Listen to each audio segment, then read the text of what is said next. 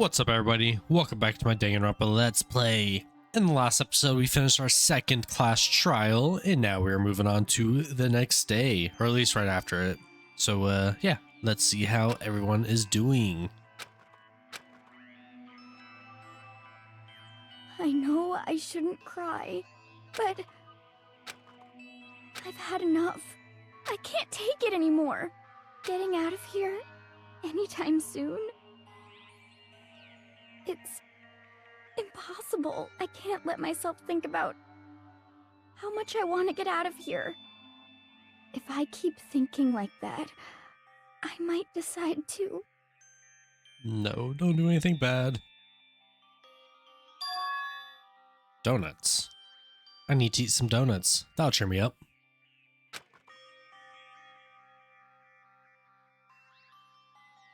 Glazed donuts, twisty donuts, jelly donuts, cream-filled donut holes, malasadas? I don't know what that is.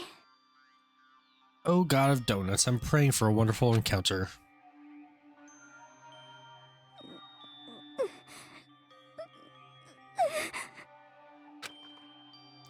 Please forgive me for breaking the nighttime rule. But right now, for me, donuts are absolutely necessary. Huh? What was that? Huh? What's that sound? It sounds like it's coming from the bathhouse. But I'm super scared, but... Is someone there?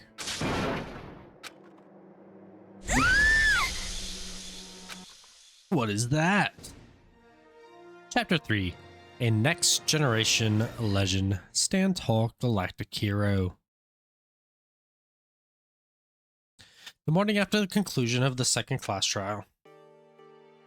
Everyone met up in the dining hall just like always, and I expected it to start like any other day. That's what I expected, but... Today's count kinda sucks, huh? Toko and Byakuya still refuse to show up. And I haven't seen Miss Hina anywhere. Asahina? Asahina, that's it. She said her stomach was hurting, so she's taking it easy in her room for today. Oh. That's rather unusual for her. Normally she is so full of energy, which is exactly what makes me worry. So then. So it's just the 7 of us then. It looks that way. How about that? It's times like this where the committee chairman needs to get things going with a bang. Impossible. Or not. Taka hasn't said a word since everything that happened yesterday. One look at his face showed he hadn't slept a wink last night. It must be because of Mondo. The two of them became so close, and then he finds out Mondo killed Chihiro. And then having to watch Mondo get punished, and nothing he could do about it. I can't even imagine what it must have done to him. Well. So, I mean, what's gonna happen now? We haven't found a way out, and we have no idea if help's ever gonna come. It's Now I'm all depressed just thinking about it. We simply have to make the best of things, do our best to get along and live here together in peace. Having trouble reading already, oh god. Forget about the outside world and accept this new life. That is the only hope we have now. What? To live here forever? Well. Here we have every convenience. We have food, clothes, and our every need. And our every need is seen to. Why are you so dissatisfied? In fact, let me ask you this. What is it about the outside world that you long for? Okay. Competition, discrimination, victimization, and violence. As society grows, so does its perversion. In which case, is our current situation not? Demon Angel, pretty pudgy princess. Huh? Here we go. Meggy, the drill shop owner, the bunny-eared Amazon, Catgirl Dog Boy, Robo Justice, the Galactic King, and? What I mean is, there's no 2D here. There is nothing to be done. The mastermind puts such base desires to their advantage, bending you to their will. You know? Okay, well, anyway, since Taka's like catatonic, as the oldest one here, I'm officially stepping up and taking the lead. So, we're all gonna work together and spend the rest of our days searching the school. Searching? I'm right? Well, I mean, since the class trial is over and all. Perhaps. There should be new places for us to investigate. Yeah, that's a ticket. Maybe we'll find some kind of clue this time. Well then. Then once we're done eating, let's split up and begin looking around. Do you have any problem with that, Celeste? There may be a discovery waiting for us which may further enrich our life here. No. The point is to look for clues. And just as we were starting to come together, she barged in and ruined the conversation. You called for me, and so I appear. Genocide. Ah, no one called for you. What the? How come it's Genocide Jill, not Toko? Yes! God, this place is just amazing. Finally, a place I can just be my murderous self. Which is why I've decided to stop holding back and spread my wings. No more hiding in a cave for me. Plus, I have another battle to fight. The whole killer with a split personality thing is so overdone. I gotta destroy that stereotype. SOB! I'll fight all day and all night to murder those totally slanderous cliches. But you are a killer with a split personality. If she weren't here, my chances of survival would go up at least 10%. Come on, you gotta back me up here. Even the biggest stars need a little people to hold them up. I leave the laughing to her. Well, whatever else we do today, first we should eat. We can't do anything on an empty stomach. You're right, let's hurry up and eat so we can start our investigation. I love her laugh, it's just so fun. And crazy, but fun. So we were forced to eat breakfast with the murderer, and after our much needed, but very annoying meal, we set to work looking around the school.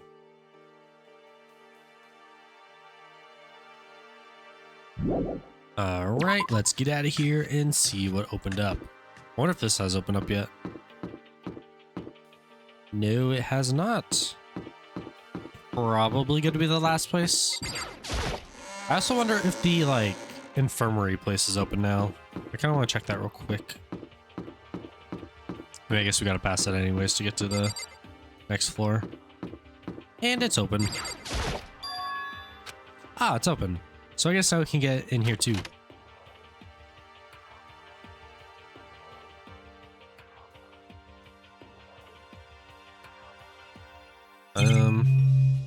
Okay, I guess we're gonna be looking around. The normal trash can. There's nothing inside, so I don't really need to spend any more time thinking about it. Not even a coin? Come on, man. A refrigerator.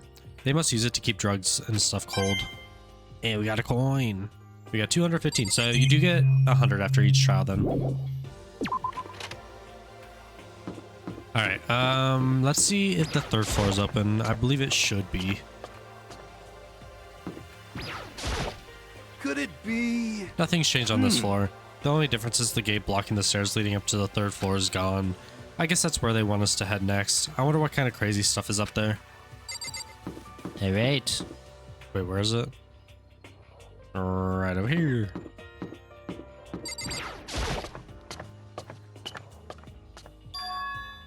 The third floor of Hope's Peak Academy. I wonder what we're gonna find this time. What's up here? Okay, so to begin, let's take a good look at these classrooms.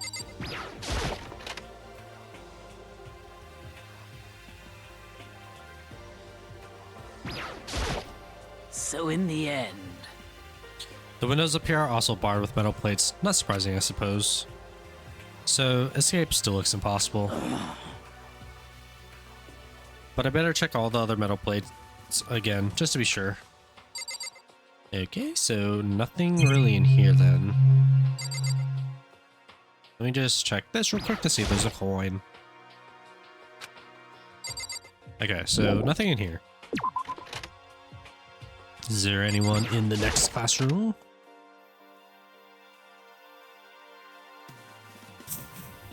Getting tired of this. I haven't been looking at this. I wonder... I don't really want to go back to look at it, to be honest, but... I guess you guys can go back and look at it if you want to, see if there's anything funny on any of the chalkboards. Okay, so pretty much nothing in those classrooms. We got whatever this is.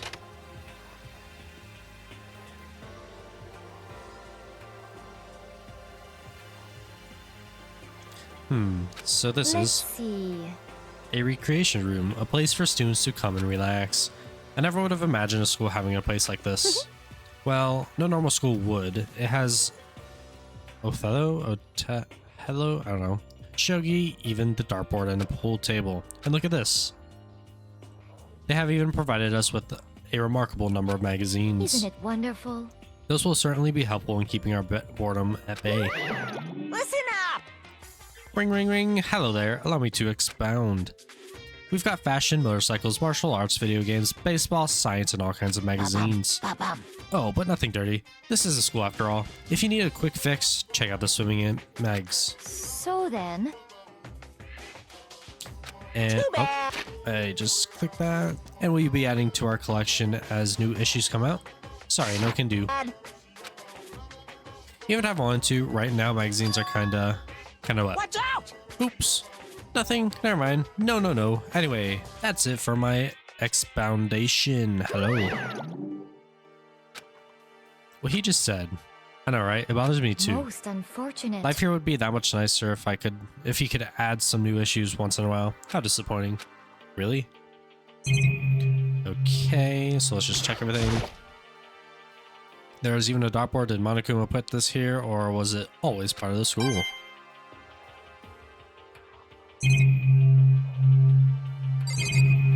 Okay. So we got a lot of things to look at in here. It's a beat up old locker. Doesn't seem especially important right now, so I don't need to open it. This looks like some kind of bottle, but what the heck is it? Maybe it's just for decoration or something. You shouldn't be alcohol. You're in a school, for crying out loud. There are all kinds of different magazines here on the shelf. They even have a bunch of monthly comics, but without getting regular updates, what's the point? A firm looking leather couch. It looks pretty comfortable. There's a table here, and it's kind of similar to the desk in the classroom, but also kind of not.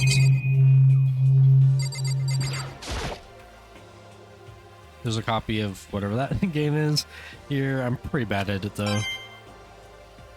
But we got a coin. Okay, I don't think there's anything else here. The pool table is a normal school equipment. Is this thanks to Monokuma, or did the school buy it? Okay, let's just get out of here. Time to move on to the complete other side. There's a fourth floor. Holy crap. I forgot how big the school was. It would seem... So the third floor opened up this time. After a brief investigation, it looks like there's a physical lab and an art room. Whew. I also found a huge machine of some kind in the physics lab. I wonder what it does. Physics lab is all the way at the end. So first, we are going to actually go in here. Kind of a weird looking entrance though.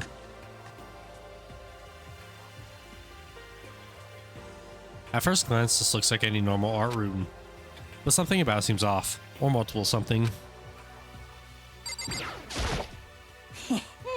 Well, look at this equipment. It certainly scratches that artistic itch of mine. Our supplies of courage, but they'll also collect all kinds of sculpting tools. So, Hifumi, do you like sculpting and figurines and stuff? Yes, indeed. Well, normally I limit myself to 2D, but figurines are like borderline 2D, so it's okay. I don't know how that's borderline, but okay. I'm a fan of Sharonbo Pumpkinhead, and especially admire anything that Saburo Ronpongi makes. Okay, express the movement of muscles as exquisite, as seen as his Mama Cat series. Pumpkinhead is a little, okay, I don't care. Truly, they can only be regarded as the Elite Four, but one of your elite is missing. No, nothing. Well, the Elite Three just sounds stupid, now doesn't it? Yes, indeed. Besides, that empty seat rightly belongs to me. Today begins my reign as the legendary ruler of the next century. I see. Well, good luck with that. Okay. Got some weird looking statues. The statues of Neo. I've never really heard of anyone using Neo statue for life drawing classes or whatever. It's a locker, but it doesn't seem like there's anything inside. It's a Venus statue. Yep, definitely art. Okay. I really hope I don't get demonetized for this.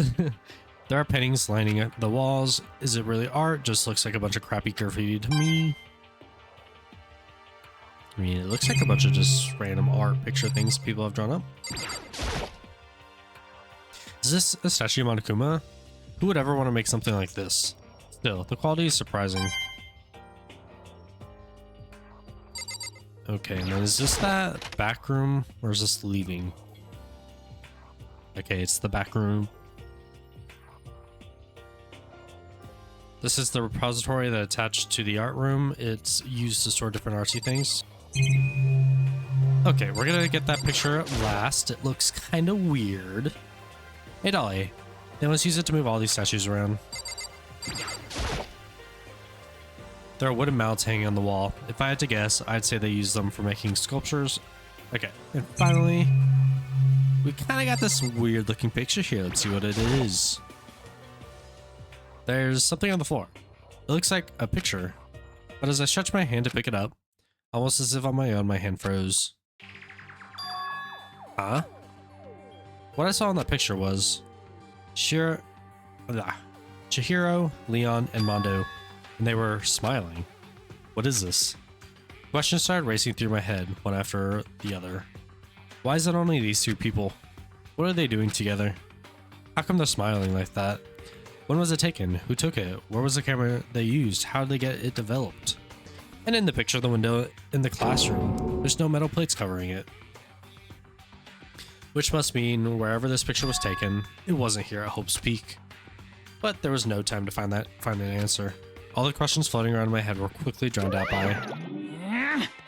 That's mine! Give it back. Monokuma appeared out of nowhere and snatched the photo, and any chance I had at answers evaporated. You peeked, didn't you? Well, they all had some pretty dazzling smiles, huh? Isn't that wonderful? They were definitely living their school life. It's like they ripped a page right out of the book of youth. What's going on with that picture? Do you know? I'm not telling you nothing. Why can't you give me a straight answer? Never mind. I don't even know why I bother asking. Okay. Well, that was a little weird. I think we're done here. Let's head out. We got one more area to look at, which is this way. Yeah, okay.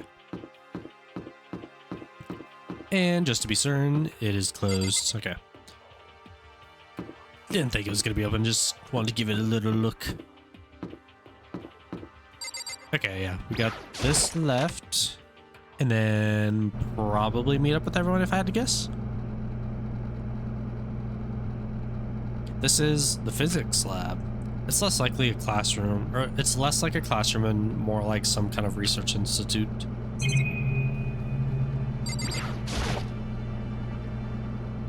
What's up with this ridiculously big machine? Watch out! What? What? You want to do some quantum leaping? Huh? Phew! That's a time machine. Pretty awesome, right? It was designed by a student right here at Hope's Peak, the ultimate physicist. Although they don't go here anymore. They died during the tragedy. A time machine? Seriously? So it can go back in time? Okay then, let me get in there. If I can go back in the past, then I can somehow stop Mondo for sure. Oh, sorry, not possible. This particular time machine can only go back 1 minute. It comes in handy when you, like, leave your pizza bagels in the oven 1 minute too long.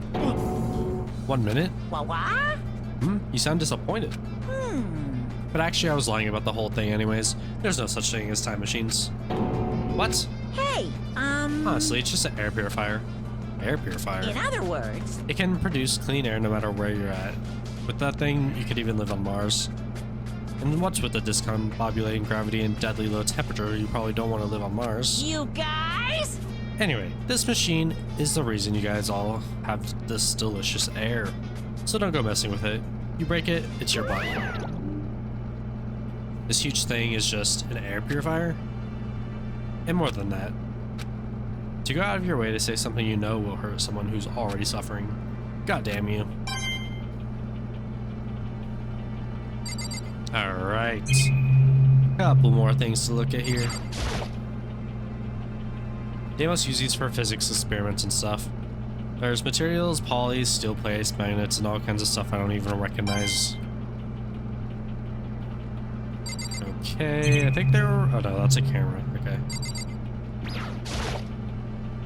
This machine obviously has some kind of purpose, but I don't know anything about physics to begin with, so I want to have a clue where to start with this. Okay, finally we can talk to him, and then we can head through that back door.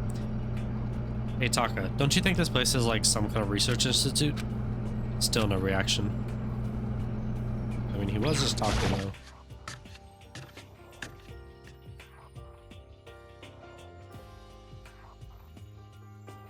This is the equipment room. It's super disorganized and there's a strange chemical smell in the air. Ah, this place is so relaxing, so calming. The smell of formaldehyde is almost unbearable. Seriously? It's so tempting. Ah, I want to just dunk myself right in it. Of course, Genocide Jack likes it. That just goes to show how disgusting it really is. This is a tarp. There isn't anything strange about it. It seems perfectly ordinary to me. Alright, last but not least. Pendulums, wheels, rail segments, all the equipment scattered all over. They're all covered in dust too. They obviously haven't been used in a long time. I mean, does it want me to just talk to her? No.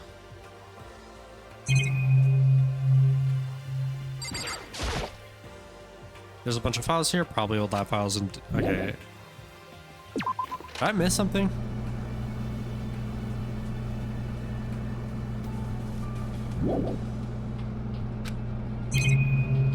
I must have.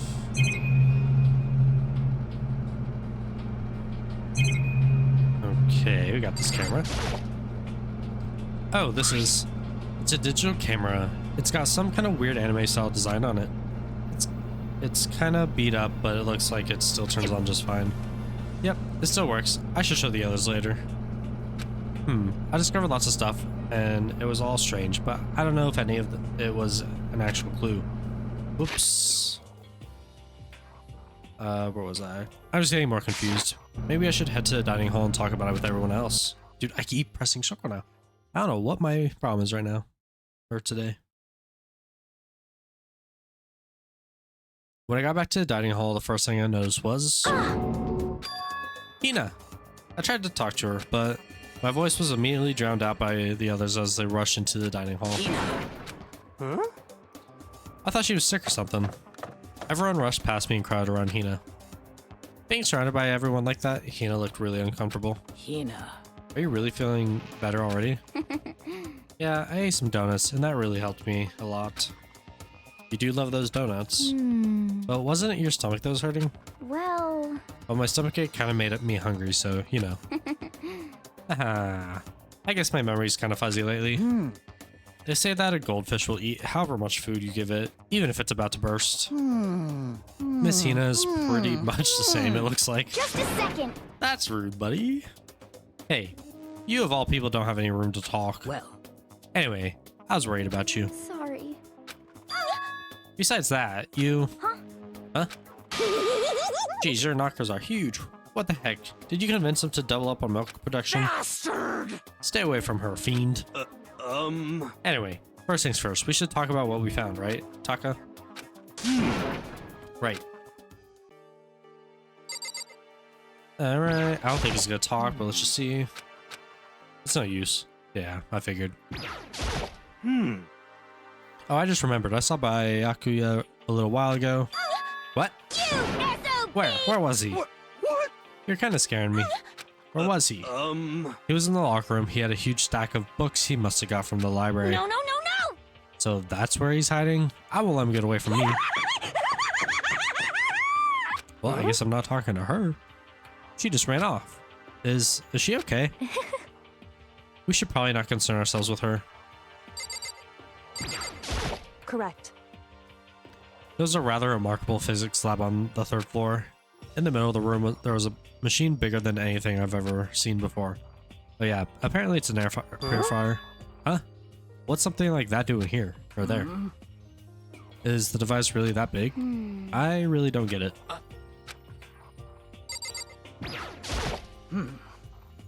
I searched the entire 3rd floor, but all the windows in the halls and the rooms were blocked off.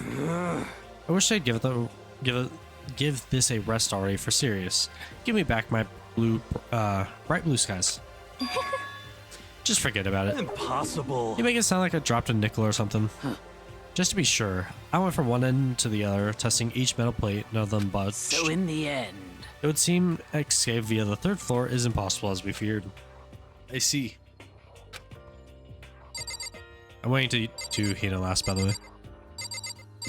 Because she has something important that I think she's going to show us. I could be wrong. The thing that she found during the night. There is one piece of good news. There's just so happens to be a rec room on the third floor. I have no doubt that our students' life here will be even more enjoyable because of that. Will someone join me in the game of whatever sometime? There was an art room on the third floor and it had all kinds of gear. Now I'll be able to recreate all my favorite anime characters. Oh yeah, speaking of anime, that reminds me, I found something while I was looking around. perhaps. A digital camera. That's what it seems like. Does it still work? Yeah, it seems fine. You know? Well then, let's see it. What the heck? What the heck? This thing is like a kid's toy. It looks like it can store like 5 pictures. Maybe it doesn't have a timer or anything. Well, On top of that, its appearance seems questionable. Is this some kind of anime character? Strange. Nothing. Rude, she's not strange. She's Princess Piggles from Demon Angel Pretty Pudgy Princess. Oh, you recognize this, Hifumi? Of course I recognize it. It's a super rare prize that was given away at a bingo contest in the same anime convention, or at a anime convention. My mind's just coming up with the random words. I just can't read. I'm tired. You have any idea how much I had to pay that guy to get my hands on it? Wait, that's my camera. What? Damnation! Where did you find it? In the physics lab. It's my most prized possession. I brought it here with me, but I lost it the first day, along with my phone. let's see. Why would it reappear in the physics lab? However, But look at it. It got all messed up. Like when someone steals a sticker from your collection, or you buy a secondhand shirt. Well, that's it. Huh? That's it? It's not in mint condition. I don't need it anymore. But weren't you just saying how much it meant to you? He's one of those people. He's not a collector just to collect. He wants it for the value. Then may I have it? I might be able to find some sort of use for it. If any of you would like to borrow it, please feel free to ask. Well, I can't really imagine any of us are going to need to take any pictures or whatever. Yeah, true. Alright, last but not least, Hina, give us what you found. So, I wasn't able to help much with the investigation, but I did make one discovery. Could it be? It didn't have to be a donut-related discovery, did it? What does that even mean? that's right. Never mind. It's about the nurse's office. Remember that one on the first floor, right? well, I remember, but it's locked. Yeah. Actually, not anymore. so then.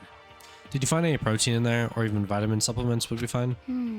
I did look, but no dice. Just a bunch of headache medicine and over-the-counter stuff. I see. I see. That's disappointing. Aw. It is disappointing. Like the end of the world is already here. I'm not sure if that's disappointing. Okay, I've heard what everyone else has to say. Now it's my turn. Hey, can I tell you guys something? I found something that's kind of bothering me. What? What is it? I found this weird picture in the repository. Apparently Monokuma took it. A weird picture? You mean, like, dirty? No, not that kind of weird. It was a picture of Leon, Mondo, and Chihiro all together. Why? Those three.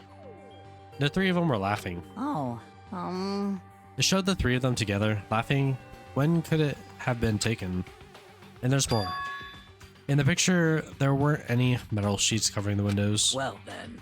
Then the picture wasn't taken here. Let's see. But I don't recall hearing anything about them knowing each other before coming to the school. You probably just imagine it. Monokuma cast a spell on you. No, I saw it. I'm telling you. But if it wasn't taken before we got here, or after we got here, How about that? I bet they're all still alive. They left the school and then took the picture. Is that right? That's impossible after all. We saw it with our own eyes. They're all dead. Either murdered or executed, and they're not the only ones. Monokuma killed Junko, and then there's Sayaka. That wasn't an illusion. It was real, I'm sure of it. They all died. There's no way any of them are still alive. So we have to figure out when that picture was taken. Monokuma most likely forgot it. Or forged it. My bad. I can't imagine any other possibility. Forged? Is that all there is to it? Stay focused, man. Don't let Monokuma spool crap sidetrack you. He's right, but more importantly, on another topic, there is something that has been bothering me. I would like to discuss that. Okay. There's also something that has been bothering me, which I would like to discuss. What's bothering you, Celeste? Actually, It's about Hina. What, me? You said your stomach hurt, did you not? But I believe that was a lie. What really happened? Huh? It varies from person to person, but whenever someone lies, they tend to have a way of showing it. It is called a tell, something that you can't hide, no matter how hard you try. is that okay? Whenever Hina lies, the tip of her nose gets just a little bit higher. Huh? What, for real? Actually, no. Oh. But your reaction just confirmed you were lying. That's no fair. If you're going to lie, at least try to lie convincingly. Jesus Christ. Hina, be honest. Were you lying about your stomachache? Yes. I see. Why? Why would you lie about that? That's it. Are you feeling guilty about something? Just a second. No, that's not it at all. But It's just, I mean, I have a reason for it. A reason? sorry. To be honest, I didn't have a stomachache. I did it because even if I came and told you the truth, I thought you wouldn't believe me. The truth? Well, I saw it. Saw what? A ghost. A ghost? You mean like that ghost? Hey, Is there more than one ghost? But, I mean, ghosts are... See, I told you wouldn't believe me. It's not that I don't believe you, but Hina. I believe you. No matter what anyone else might say, I believe whatever you say, no matter what. So, can you tell us exactly what happened? If you really mean that, Sakura, then okay, I'll tell you. so, So it happened last night. I was in bed, but I couldn't get to sleep. I just kept thinking about everything that happened up till now. I ended up just getting more upset. So to try and cheer myself up, I thought I'd go get some donuts. Donuts again? honestly, And you ignored the rule regarding nighttime. sorry. I know, sorry. I feel really bad about that. Hina. Anyway, please continue. But Well, so I left my room and headed for the warehouse. But then I started hearing a strange sound. well, It was coming from the direction of the bathhouse, so I headed that way. The locker was halfway open, so I took a look inside. And I saw a human shape surrounded by a purple-green light. There's no doubt who it was. It was Chihiro. say what? No way, a ghost? Honestly, It is simply not possible. You must be mistaken. Just as in most cases of paranormal activity, it was born from your weakness mental state. Well a weakened then. mental state. Then all we have to do is go see it for ourselves, right? Let's just go to the bathhouse and see what Hina saw. It is a waste of time. Maybe, but there's no harm in it, right? If we don't find out anything, that'll be the end of it. What? You're gonna go try and see a ghost? Is that really a good idea? It might be a curse on you. Or it might put a curse on you. You could just wait if you want. Please. I don't want to be alone. Take me with you. Hey. What are you gonna do, Celeste? there is nothing to be done. I suppose I have no choice. How about you, Mr. Ishimaru? Are you gonna wait here? Oh. Oops, I skipped it again. So, It was right here. I saw it right here in the dressing room. I'm getting goosebumps. Come on. Come La la, on. Cthulhu. Cthulhu, that's it. Patang. Please. Shut up. What if he actually shows up? Hina. You know, where was it you saw Chihiro's ghost? well, Well, I heard a sound, and when I opened the locker, I saw a kind of pale outline Chihiro. Oh yeah, let's check it out. Is this the locker? There was something in here. Huh? Inside the locker is a laptop. What's something like that doing here? hey, I remember seeing this. Oh, that's right, I saw it in the library before. See, I was kind of confused about that in the last chapter. I didn't say anything about it though, because I did notice it was missing though. Looks like a laptop. The laptop looks pretty old. It's all covered in dust. So, But how did the laptop get from the library to it here? would seem... And I guess it's in a sleep mode, but the power is definitely on. Huh? But I thought it was broken. I would bet that Chihiro fixed it. After all, he was known to be the ultimate programmer. Then perhaps... More importantly, Hina, you said you saw a green light, yes? Surely you did not mistake the light for a monitor, or the light of a monitor for a ghost.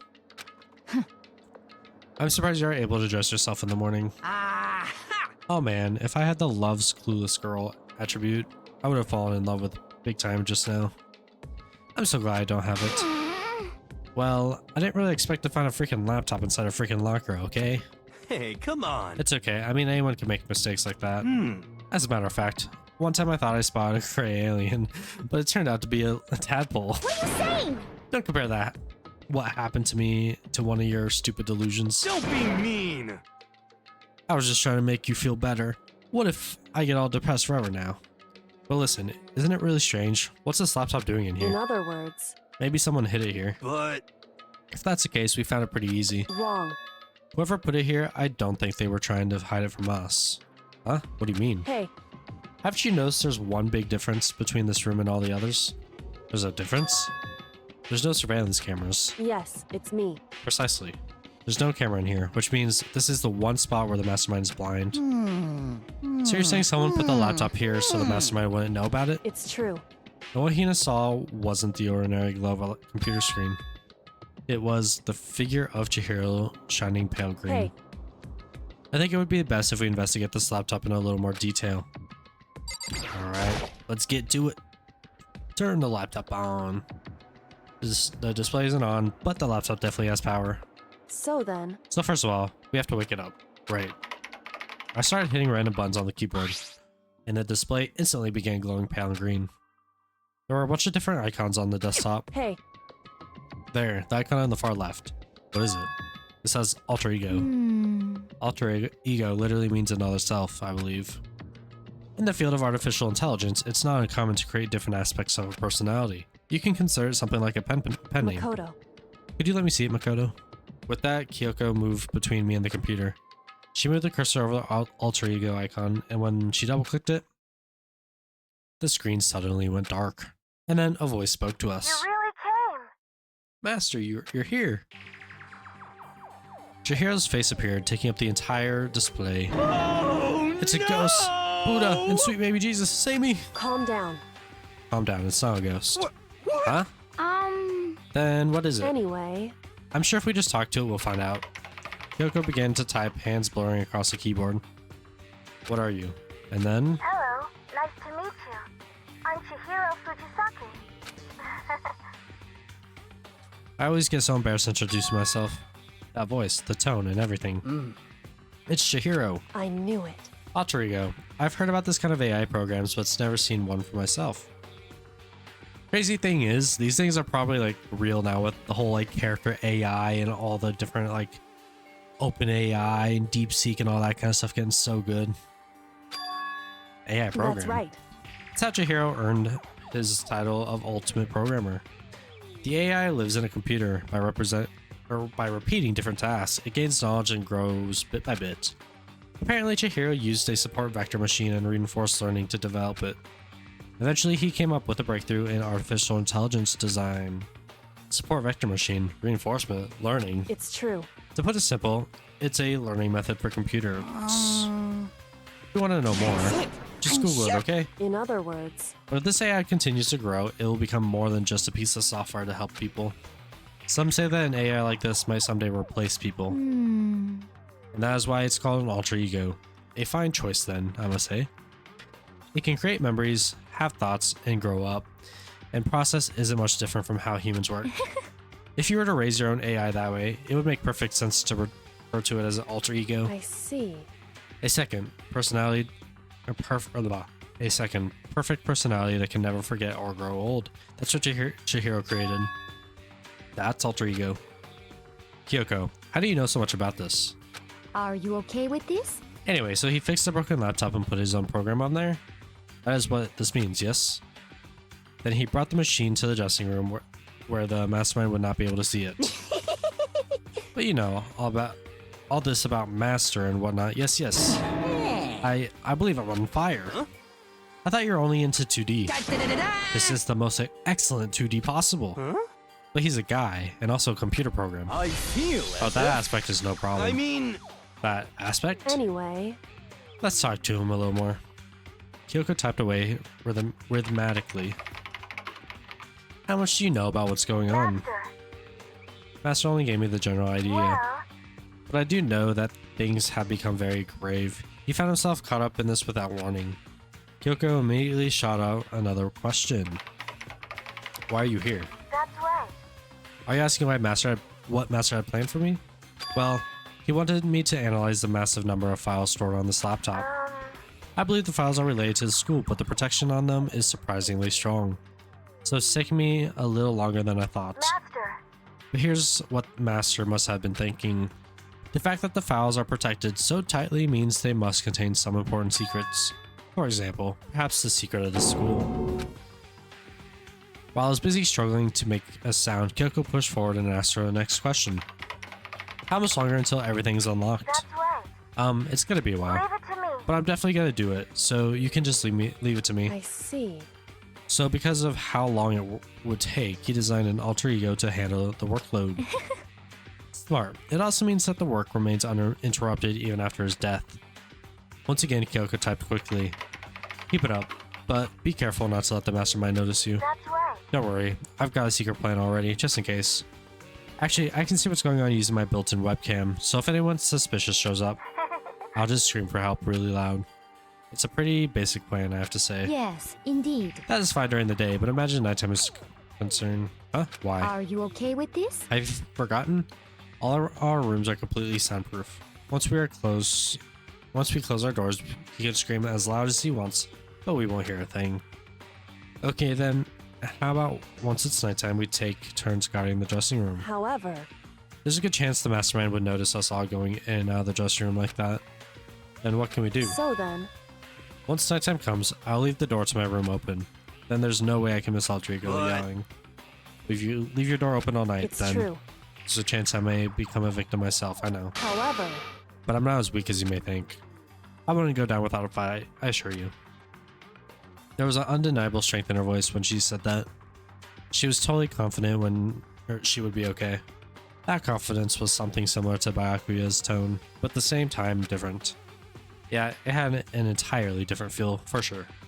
Like someone who'd been dropped onto a battlefield versus someone who'd been born on a battlefield. I felt like that was the fundamental difference. I was pulled out of my thoughts by the voice suddenly emanating from the laptop. So, Would you mind if I ask a few questions? I haven't seen Master for a while. When you got here, I thought it was him, but is Master? For a split second, Kyoko seemed to not know what to do. But she recovered just as fast and quickly began typing. Her answer was clear, concise, direct. Chihiro is dead, Mondo killed him. okay then. I see. To be honest, I knew all along. I knew the chances the Master would survive this situation were very low. So, I was prepared for this moment. Somehow I feel kind of sorry for her. I can't even imagine how it must feel to lose your other self. It is a simple computer program. It does not have feelings. Are you sure about that? shall we go? Anyway, that's enough for today. If we linger here too long, the mastermind will start to suspect something. And then Kyoko typed one last sentence. I'll come back later. Yes, please do. It's a promise, okay? Bye-bye. The AI seemed totally different from when we first arrived. He seemed upbeat. Was it because he was following his programming, or could he have actually been worried about us? Could it be, What's wrong, Hero? you know? Oh, nothing. I was just wondering if we might be able to get this laptop online. Then we could call for help outside from the outside. But this is just a dressing room. I don't think you can get online from here. Well, Well, if we take it out of here and find somewhere that does have online access, that's way too dangerous. The mastermind would find out in no time. Oh, yeah, true. Indeed. This is not a time for taking this risk. For now, I'll monitor the progress of the file analysts. I'm confident we'll uncover some kind of clue once it's finished. This feels like a detour more than anything else, but I suppose it can't be helped. Of course. Well, for now, all we can do is wait for Alter Ego to finish You his know? work. So, should we get going? It's true. Indeed. Goodbye. We'll be back, I promise. Ah, Come on, Hifumi, let's go. Okay. And we all left the dressing room. As soon as we were out in the hall, Hina let out a joyful shout. Isn't it awesome? I ended up doing something totally awesome, right? And as if he'd been waiting for his cue. Dun dun dun dun. Hina has gained enough experience to level up. What's the matter? So, what was this awesome something? Monokuma, What the heck? you guys all seem in remarkably good spirits. Did something happen? No, nothing in particular. Oh, keeping secrets? No fair. I demand an exclusive interview. Denied, super denied. What the heck? Yeah, just because you demand something doesn't mean we have to do it. Say what? Do it? You mean like, do it? Huh? Wait, what? What do you mean, do it? Disgusting. Ew, gross. You said do it. just the worst. What? You said it first. We were just talking about going to the bathhouse. We have not had any chance to relax in some time. Huh? But unfortunately, the bathhouse is not divided into men and women sections, so we decided to do rock, paper, scissors to decide which group would go first. Hino won the match for us, and that is why we are all so pleased. Yeah, that's right. Speaking of which, okay, boys, why don't you head back to the dining hall or something? We're gonna take a nice long bath. Hey, come on. Oh, geez, what are you gonna do, right? We lost fair and square. Well, ladies, shall we go? Celeste didn't hesitate coming up with a ruse, and her poker face didn't even flinch. So she and the other girls headed back into the dressing room. Damnation! Nuts and damn it, we totally lost. Another day without getting to take my first bath here. Yeah, tomorrow for sure. You'll definitely get a bath tomorrow. Okay, so should we head back to the dining hall now? Hey! Hold on. Hey! Something strange here. Very strange. Strange? What do you mean? What's strange is this is the perfect chance for you to sneak a peek. Huh? That's... Without a doubt. You're absolutely right. I thought you were all about 2D. All of you need to shut up and sit down and listen to what I have to say. An opportunity like this doesn't come along very often. It's the ideal setting of a man's fantasy. I was forced to ask myself, should I sneak into the bathhouse like Monokuma said, or just quietly go to the dining hall? No, I can't do it. I can't treat the girls like that. Let's just head back to the dining hall. What? What? But what about your man's fantasy?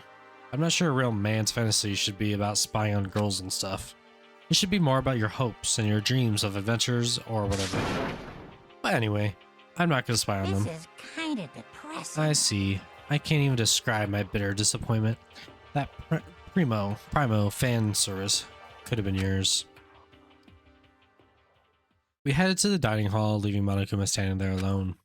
But to be honest, even I was a little reluctant to turn down the offer. Got a lot of pervs here, except for my character. You know, he is kind of It's like... fantasy, my fantasy. So I guess you dig the real thing just like any other guy, huh? Mm-hmm. The only reason I care is because it's good reference for creating figurines. A real-life woman is useless to me, but looking at their naked form might be okay, maybe. No way. The girls hear you say that, we'd all be dead meat for sure. Meanwhile, we heard a buzzing noise we heard the buzzing of the busy voices growing louder. The girls had finished their baths and joined us in the dining hall. You got it. Ah, man, that was a nice bath. This is Or what a fine. nice bath. Getting a chance to stretch out and relax after all this time was a true pleasure. Indeed. Indeed. Dude, I'm getting worse and worse at reading these as I go on, I feel like. Of course. Normally, after a long bath, I like to make myself a nice protein coffee, but sorry, no time for that. So in the end... That's what I figured. Huh? Actually, We were just saying in the bath how it was about time you get up to do something. Because After seeing how happy we were, an evil little monster like you would never let that last for long. You're all so terrible to me. My entire existence! Everyone's so cold and mean. Even after I got presents for you all. Presents? Well now. Oh, have I got your attention? Then let's head to the gym where your presents await. See ya later! No questions, no dilly-dallying. Get a move on, and everything will become clear. Oh, What is it? What are you scheming this time? It would seem. He's probably going to repeat the same thing again, providing us with a motive to get things moving. Huh?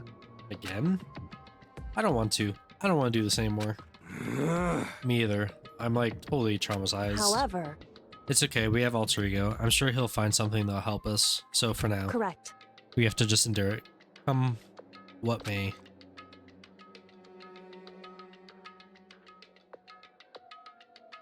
With heavy feet, we made our way to the gym. But when we arrived, there was already someone waiting for us. What?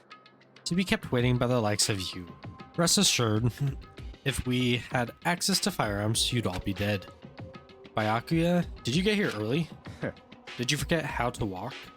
Is that why you're late? It's simple. Right foot, left foot, right foot. The same as always, I see. Her on the other hand. What the heck? Oh, she's back to her Debbie Downer self, huh?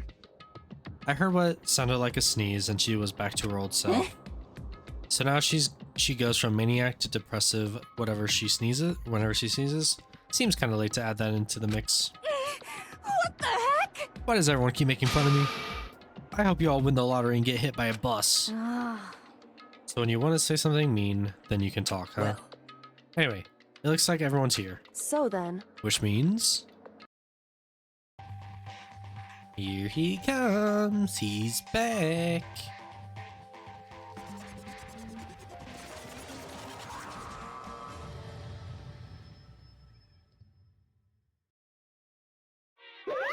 You guys? I think it's funny that they have that little animation just for that. It looks like everyone's here, so let's get started. What? Come on, out with it. What kind of motive have you prepared for us this time? However, Whatever you subject us to, we will not break. Yeah, that's right. We're not going to lose to you ever again. come on. You don't have to get so defensive. Calm down. I've decided to change things up a bit this time.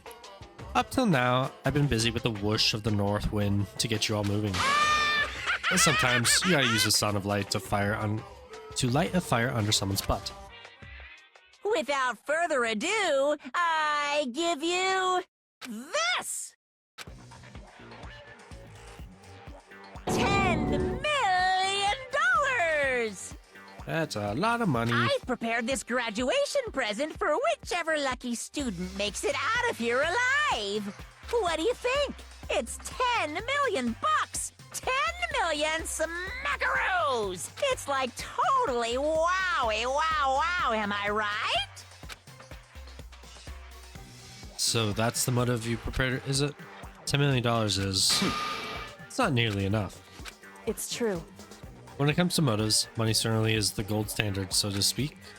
Whether it's a mystery novel or the real world. But What are you saying? there's no way we'd kill each other for money. Of course. She's right, you can't simply purchase a person's life. You can say 10 million or however much, I don't give a crap for serious. Yeah, they're alright. Whether it's 10 million or any other amount of money. No, not even just money. From now on, no matter what you do, we won't kill our friends. Come on, stop trying to act tough. I can't wait! The most important thing wait. to live a pure and moral communal life. Monokuma disappeared, leaving his words on stage along with the massive sum of money. There's nothing to worry about, right? Nobody would kill a friend for money, right? Have you so quickly forgotten the lesson from last time? You can't judge others by your own standard. Yeah, there might be someone here who's had money problems.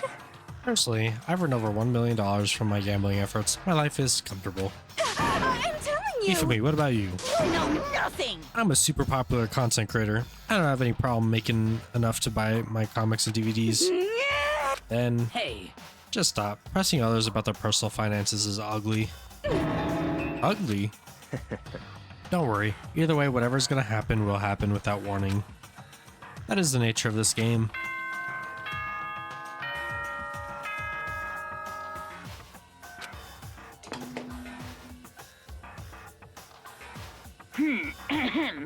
This is a school announcement. It is now 10 p.m. As such, it is officially nighttime. Soon the doors to the dining hall will be locked, and entry at that point is strictly prohibited. Okay then.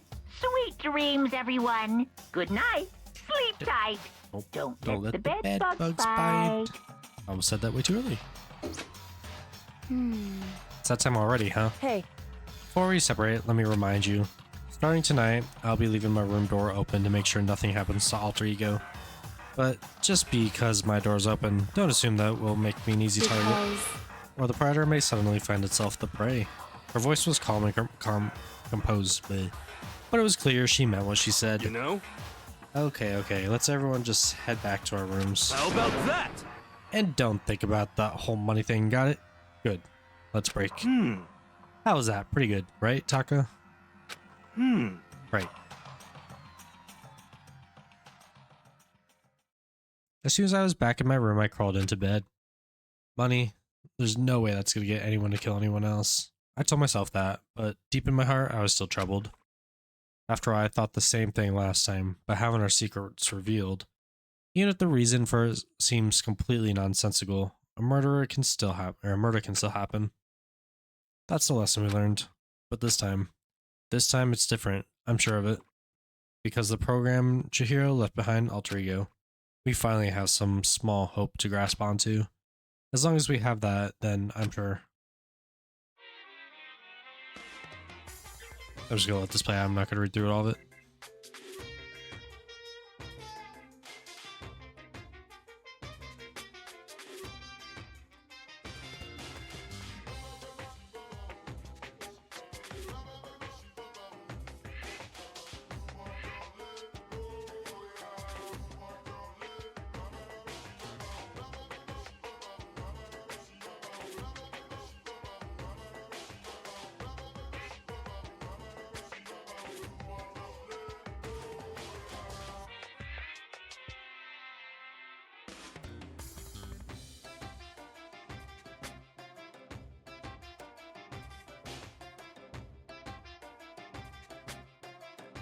Even the darkest subject can suddenly become brighter!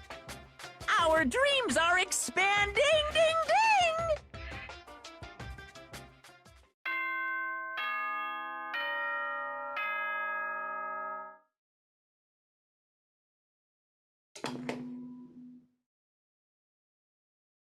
Good morning, everyone. It is now 7 a.m. and nighttime is officially over. Time to rise and shine. Get ready to greet another beautiful day. Well then, I guess I should head to the dining hall. Alright, there's people standing out here. Hey, Makoto. Hey, morning, Makoto. Good morning. Kind of sweaty. Have you been exercising? That's right. Yep, me and Sakura were doing our morning workout. Oh, but I didn't break our nighttime promise. I just ran around my room till it ended. Why don't you come with us next time? I don't think I could keep up with you and Sakura. Huh? Ah, seriously? Okay, then we can do something in the rec room. I'm not good at much, but I do know how to play it. Not that, whatever. I'm not very good at it either, though. I don't like to think when I play, so...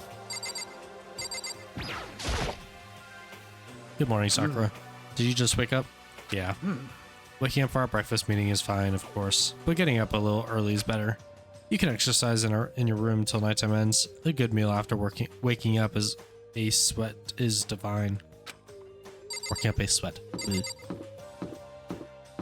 I don't really feel like talking to you. Sorry, buddy. You're probably my least favorite character in this game.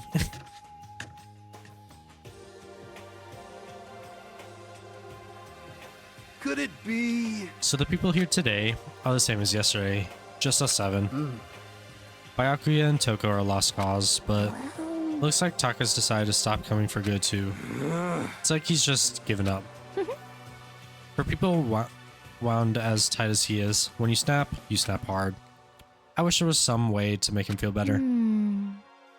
Another topic. Kyoko, did everything go alright last night? indeed. Yeah, I didn't have any problems. Correct. I went and checked on the laptop a little while ago and there weren't any problems there either, but Kyoko seemed to hesitate, but it's related to this case, so I suppose I should be blunt. Anyway, I have to make a new rule. Using alter ego without permission is prohibited. Someone going in and out of the dressing room would draw unwanted attention from the mastermind. Oh, I would have thought that would be obvious. Why do we need to make it a rule? Make a rule Well. about it? That's a good question. You have any thoughts on that, Hifumi? Oh, No, it's just like you said. We all need to be very careful. Huh? Huh? Whatever, let's just hurry up and eat. We don't have time to stand around flapping our lips. What? Jeez, why are you talking like a pissed off drill sergeant all of a sudden? We ate breakfast in a rush and headed back to our rooms. See, that's why I didn't want to talk to him before breakfast. He's doing weird stuff. What should I do today? Alright, we left off last time. I think we only have 2 more times to talk to Kyoko before we finish her report card. Oh, we gotta find out where she is right now. Not there, not in the room. Not first floor. Not second floor. What room is that? Okay, well, it's right at the start, so. Physics. Why are you in here?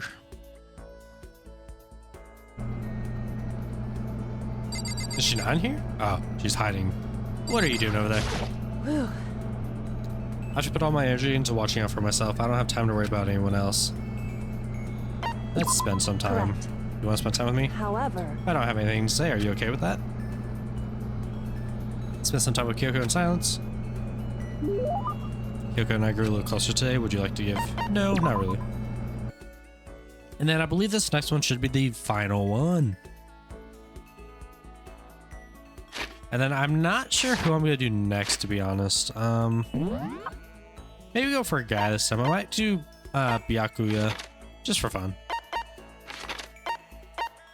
Because he seems kind of the more important person, or one of the more important people.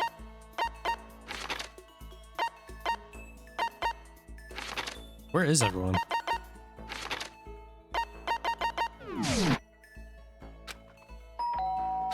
Oh, I didn't realize that there was something here. Huh? Sounds like someone's here.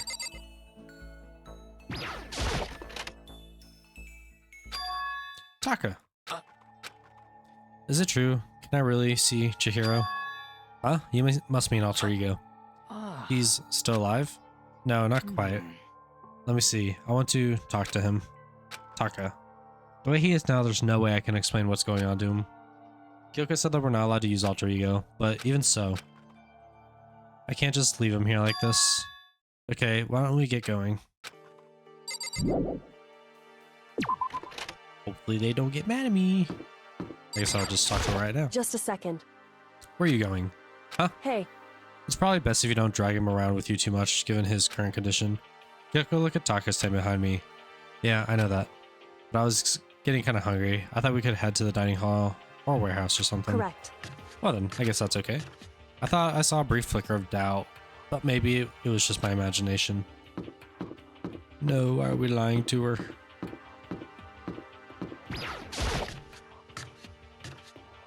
Don't worry, Monokuma, we're just taking a bath. Okay, so there's a laptop inside the locker, I understand. And on the laptop there's a program called Alter Ego. How do I talk to him? Oh, will you just tell me what you want to say and I'll type it for you? Do you hate Mondo? And since I couldn't stop him, do you hate me? It's clear he was forcing himself to get the words out. From his mouth, from the bottom of his heart, he forced his weakened voice to make the sounds. Please. Okay. I typed the questions exactly as Taka had asked them, and then... So, um, Do you hold yourself responsible? but If Master could talk now, I think this is what he would say. Please live your life for the both of us. It's impossible for me now, but you can still survive and escape all of you. Hey, Taka. I was about to say more, but quickly closed my mouth. hey, The one asking those questions is Taka, right? Analyzing all available data, that's the only conclusion I can come to.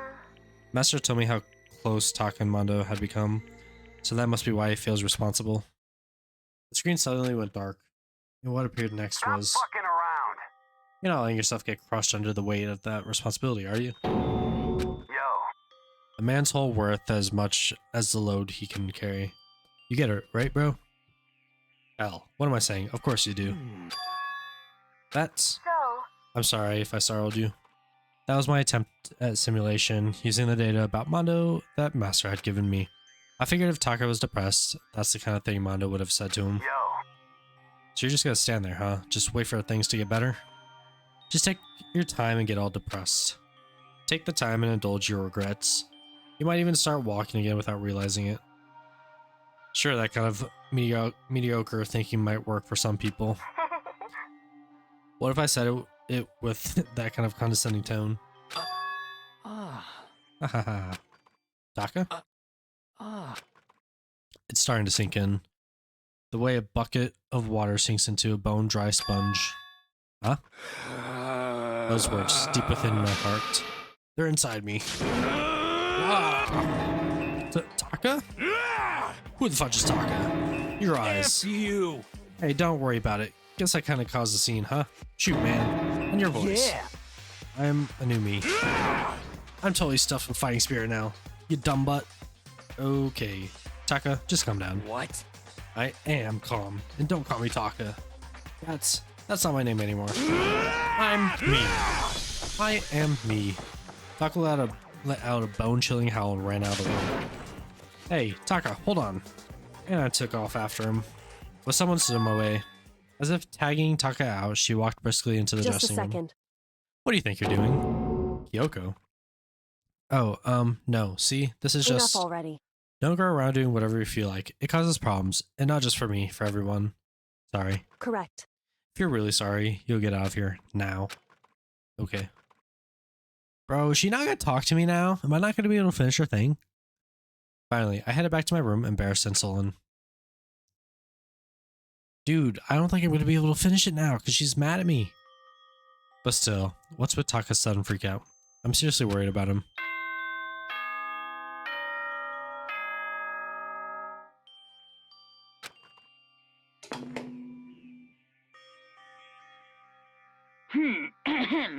This is a school announcement. It is now 10 p.m. As such, it is officially nighttime. Alright, once Soon again, the I'm gonna doors let to this the just dining roll. hall will be And locked, probably not talk. and entry at that point is strictly prohibited. Okay then. Sweet dreams, everyone. Good night. Sleep tight. Don't let the bed bugs bite.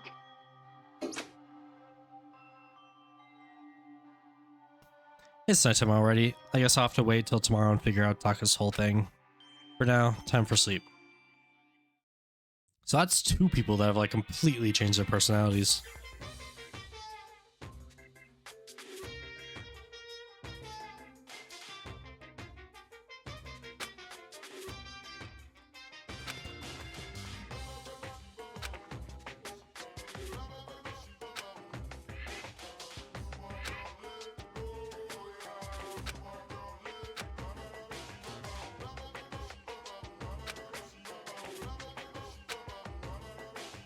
And I don't plan on ever playing it in the future either.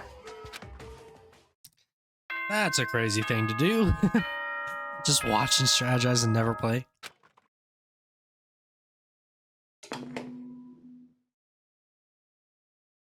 Good morning, everyone. It is now 7 a.m. and nighttime is officially over. Time to rise and shine. Get ready to greet another beautiful day. Alright, I need to hurry up and get to the dining hall. I need to tell everyone what happened with Taka yesterday. Go, go, go! Hooray! Run! He's probably already there, to be honest. Unless he's just crazy now and like complete opposite, to where he's not gonna like follow any rules anymore. You know? Yo, I've been waiting. Huh? Are you the only one here? Where's everyone else? They went on ahead. Went on ahead to where? Hey, come on. We can talk about it later. For now, let's take a bath. Bath?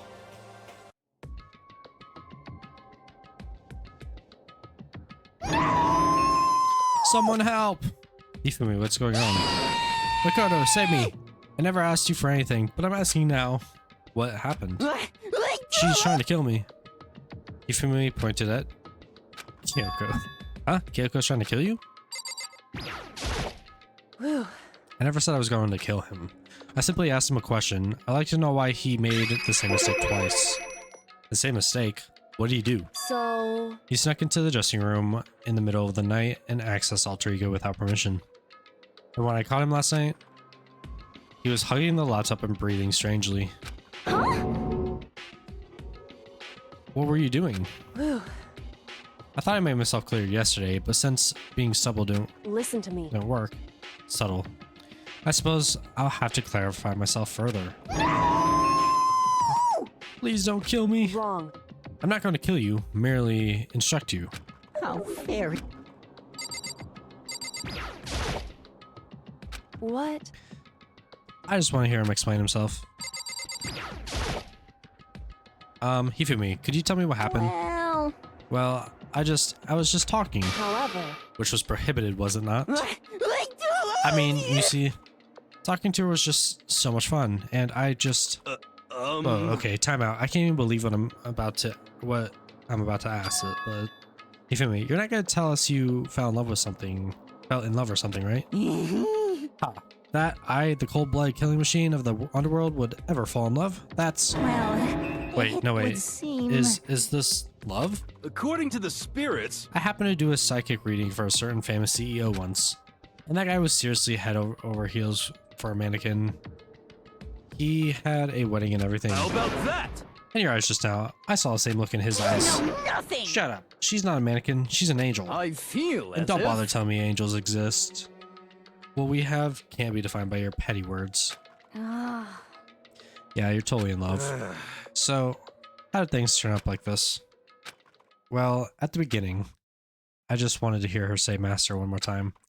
But then I was poking around at her settings and stuff and saw she was a well-designed program. And it was like, how can I say? It was the first time I was ever able to talk like that with a normal girl. ah. But she's definitely not a normal girl. What? Even when all we did was talk about my hobbies and stuff, she wasn't annoying or disgusted or anything. Come on, tell me more. I will learn everything you have to teach me. I suppose. That's the first time a girl's ever said anything like that to me. Besides my mom, I mean. Hey, Your mom says stuff like that to you? That's kind of amazing by itself. That's why I was just so happy. It was so much fun. And before I knew it, I found myself, you know, liking her. Her face, her personality, her voice, even her keyboard. well, Even the keyboard? I think you have misunderstood the situation, Hifumi. Are you okay with this? Alter Ego was not interested in who you were. It was interested in what you knew. It is an artificial intelligence. It exists to learn. Of course, it wanted to hear of things it did not know. You are an expert in many things Chihiro could not have taught about for what it was worth. Honestly. After Alter Ego wants information, that's it. That is all. I know that. I know. I mean, I do know that, but still. Are you saying it's totally hopeless? You gotta be freaking kidding me. F you. Hey, you jerks. I'm sitting here listening to you guys jibber jabber on about whatever. Yo. Oh, Taka, are you back? Who the hell is Taka? Huh? You? Listen up. I'm me. Got it? What the heck? Huh? You're who? What? Don't bullcrap me. Isn't it obvious? I'm Kyo, Taka, and Mondo. So I'm like Kyo Anda. I'm gonna stick a banana up your tail pole pipe. What the heck kind of fusion is this? What's happened to you, Taka? Actually, I told everyone what happened the day before. Well then. So because of what Alter Ego said to him. Are you sure it's Alter Ego's fault? Maybe Mondo's ghost showed up and possessed him. I like how the psychic is the one that's just afraid of like anything that's like ghost or psychic related, I feel like. What are y'all whining about? Come on. What? God, you're really cheesing me off. Hey, Hifumi. Yes? Yeah. I don't know what you're thinking, but F you. Bro belongs to me. Huh? Yeah. Alter Ego. He's an exact copy of the one who gave me my soul back. And I'm not gonna let anyone have him ever again. Such an idiot. I'm afraid I can't allow that. What? So it would seem. I can't withdraw. Mr. Ishimaru, since I have this opportunity, let me say this right now. That's it. I'm Destiny sure has of bound it. me and her together in a Gordian knot of true love. While me and him have been melded together in the white hot heat of friendship. Hey, come on, you guys. Moron, talk down to me, and I'll ram my fist right into all four of your vital points. Well, I punch at the speed of sound, and I don't have any arm hair, so there's no drag. Enough already. Knock it off, both of you. Hey, This doesn't belong to any one person. Chihiro left him to us, all of us. We can use him finally gain access to vital clues. Kyoko's right. If anyone dares to serve our peace any further, they'll have to deal with me. Don't want to mess with Sakura. anyway, Until Alter Ego has finished his work, don't do anything weird. Have I made myself clear? So? I can't hear you. Yes, Yeah.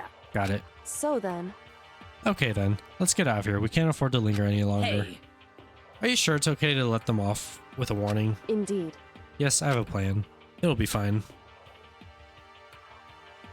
After watching Hifumi and Taka leave dejected, we all went back to our rooms.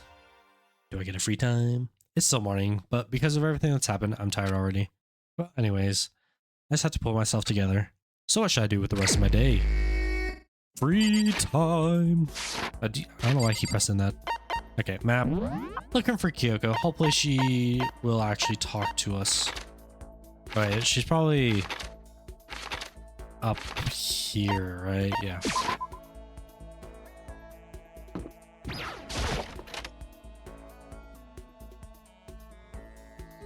Alright. Is she hiding again? Yeah, okay. I guess I just put them in the same spots every time. What's the matter? Are you keeping an eye on me? Don't worry, I'm not gonna kill anyone. Should I talk to her for a while? Yes. It's true. I was just about to head to the dining hall to get something to drink. Did you want to come with me? I went to the dining hall and drank some tea with Kyoko. We grew closer today. Would you like to give her a present? No. Can we finish this already?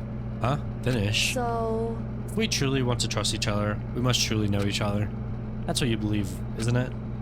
Well, yeah, but hey, I understand why you feel that way, but when it comes to me, I think you should probably give up. What? Why? so, Because I don't have anything to talk to you about. Does that mean you don't trust me?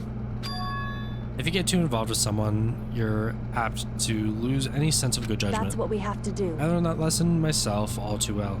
Personal experience is a ruthless teacher. Personal experience? Surely by now you've noticed what I've always wear. Something unique to me. Something unique to her would be gloves. It's those gloves, right? Indeed. That's right.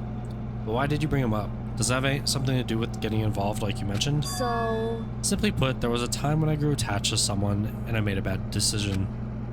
I was forced to learn a very powerful lesson, and these gloves are a daily reminder of that. So on these gloves, I swore to never make that mistake again. Sorry, but I'm not sure I completely understand. Can you tell me any more about it? Maybe then I could. however, I'm sorry, but I can't. That's the end of it. The end. So then I never got to learn anything about her, about how she feels. Anyway, don't get too depressed over all this. The reason I'm not willing to talk about it isn't because I don't trust you. In fact, I do have faith in you, which is why I decided to tell you what I have. correct. I want you to understand why I can't tell you. I can't show you myself, just like I can't show you what's beneath these gloves. I can't remember the last person who saw what was beneath my gloves. That long? Indeed. That's right, and I can't imagine a point where I would show them ever again. Only someone I could call family would be worthy. Family? Listen. Are you going to volunteer? Huh? Got you again? You really are foolishly open. She did get me again and laughed at me again, but I never really heard her laugh out loud like that. I think that must be her natural laugh. It is, right? That wasn't fake. So maybe in the end, she did show me some part of herself. Maybe she showed me her true feelings. I know I always tell you to be careful and protect yourself, but to be honest, I hope you don't change. I prefer you this way. This is you. In the end, I never did really figure her out, but at least I got a little bit closer. Okay, her report card has been updated. Maximum number of skill points has increased. Okay, she should be done now, so. Okay, who's next? I want to say Byakuya. Hopefully I can actually like talk to him though. Dude, I keep pressing that same button. Report card. Let's look for her. Make sure she has a star. She does. Okay, so Byakuya is next. And I think he has 5 pages as well. Yeah, some characters have 5, some have 4. Or no, he has 6 pages. Okay, that might be more. Okay, so let's go back and find out where he is right now. No, no, no, no. He's in his room. Hopefully he'll actually come out. That's Mondo. He's right here. I guess I should press the doorbell. What do you want? I wonder who was coming to talk to me. It turns out it's always useless. Ever incompetent Makoto. Yes, That's sir. I want to fine. hang out with you. I don't mind allowing you to indulge in my attention. I hope you appreciate this. I spent some time with Byakuya. Can go a little closer today, but no, not really. I have a question for you. Huh? You do? That's right. Something's been bothering me for a while now, and I can't take it anymore. So to answer my question, I need you to explain to me what exactly your ultimate lucky student title means. Oh, well, I don't totally get it myself, but what I do know is that it picks a random from I was picked random from a pool of normal students. Jesus, I cannot read or speak right now. So in other words, So you just got into Hope Speak by blind luck. I see. Well, that answers my question. What was the question? How a commoner like you with absolutely no unique talents or abilities could get into the school. Oh, I forgot to mention boring. How a boring, untalented, utterly genetic commoner got in. Boring? Genetic? Or generic? Did you really have to list all that off? naturally. What's the truth? Maybe compared to you, the ultimate affluent prodigy, progeny, dude, and all. But even I. You seem to think it's merely an issue of title, but make no mistake. My lineage, intelligence, figure, athletic ability, they're all In ultimate. other words, Which is to say, I'm the ultimate perfection. Okay, buddy. Feel free to begin calling me that, in fact. He's really taking this to the extreme. You who have nothing, I who have everything. We are living proof that all men are not created equal. You have my pity, Makoto. Life can be very cruel indeed. And because I pity you so much, perhaps someday I'll allow you to hear my tale of glory. Consider it a blessing, a gift from me to you, to allow you to bask in my glory. Having finished his mean-spirited lecture, Byakuya left me standing there in silence. I learned one thing about Byakuya today. Anytime I talk to him, I need to be prepared for extreme psychological trauma. I wonder what he's gonna be like at the end of this, like, after all the report cards, if he's actually gonna be like my friend or not. You unlocked the skill Cool and Composed. Give yourself a pat on the back, you've earned it. Sweet! Don't know what that does though. I did my best to keep my spirits from shattering like glass and went back to my room.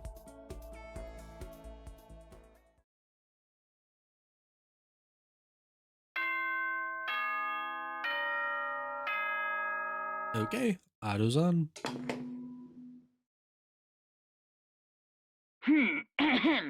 This is a school announcement. It is now 10 p.m. As such, it is officially nighttime. Soon the doors to the dining hall will be locked, and entry at that point is strictly prohibited. Okay then. Sweet dreams, everyone. Good night. Sleep tight. Don't let the bed bugs bite. Nighttime already. I guess I'll just go to bed for today.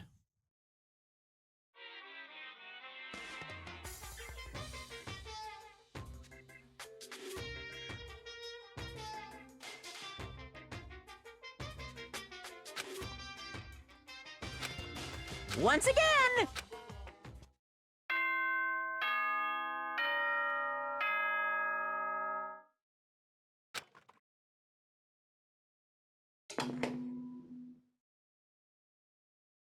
Good morning, everyone! It is now 7 a.m. and nighttime is officially over. Time to rise and shine! Get ready to greet another beautiful day! I better get to the dining hall. Go, go, go. We need to eat. Breakfast is important. You know I don't need it in real life. Alright. Who's all gonna be here? Oh, more people than I thought. Taka and Kyoko are not here today. You know? Kyoko's still on guard duty, probably. I have no idea about Taka. Damnation! May as well just forget about that guy. So, You don't have to get so mad. You know? They're rivals in love. What are you gonna do? Don't put me on the same level as that. That virgin? I might catch his virginity. But Nah, my guess is you're already infected. Wait, can you really catch it? Stop being vulgar. Let's eat breakfast. But as soon as my hand approached my food... Ah, that voice. The door to the dining hall exploded open and a figure appeared. So in the end... So it's you, Genocide Jack, and... That's enough. Don't bother asking why we arrived at the same time. The answer should be obvious. I'll give you a hint. I'm wearing red lingerie today. Jesus, can't read. I don't think anyone wanted to know. Hold on a second, you. Huh? What's your top power level? Like 35, 22, 33? You start out big on top and try and look thinner down south. Look at your mounds. They're seriously gargantuan, whatever. Do you dunk them in milk every night or something? You're starting to freak me out. No forgiveness! If you lay a finger on Hina, I will show you no mercy. So, what do you want? Surely you're not here to join us for breakfast. Naturally. Of course not. I came to hear a story. A story? A story that nobody bothered to tell me yet. Are you talking about alter ego? Sorry, but we can't talk about that right now. What? Why not? Because of certain circumstances. Up till now, you haven't given a crap about anything, and now you're all concerned. I don't buy it. It's all clear now. I just made a decision. When we get out of here, I'm gonna feed your body to the vultures. What kind of messed up dictator are you? What? But isn't this a democracy, or would you exclude those who don't fit into your triangle majority? My mind is moving so slow right now. I'm sorry. I'm bad at reading. That's not what we're doing. That's fine. Well, whatever. If nothing else, tell me what's going on with Taka.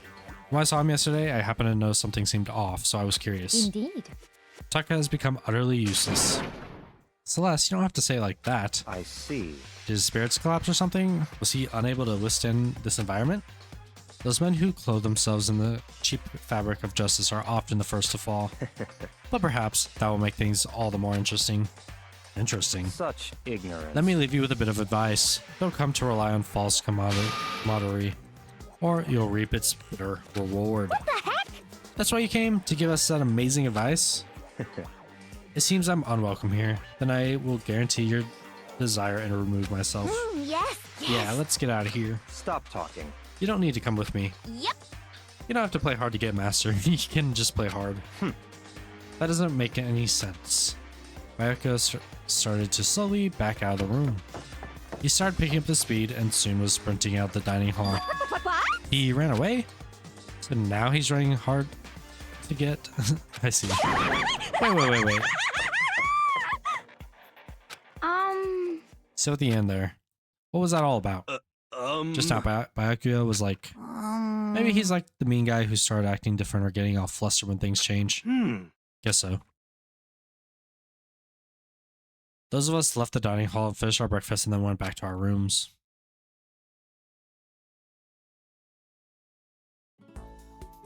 What to do today? Free time. Dude, why am I in such a habit of pressing that? Okay, we gotta find out where Byakuya is. Why is she there? Oh, I guess it's a different day, so maybe it just changes day by day. Where are you, buddy? The art room. That's different. There. Take a right. And that's gonna be the opening on our left.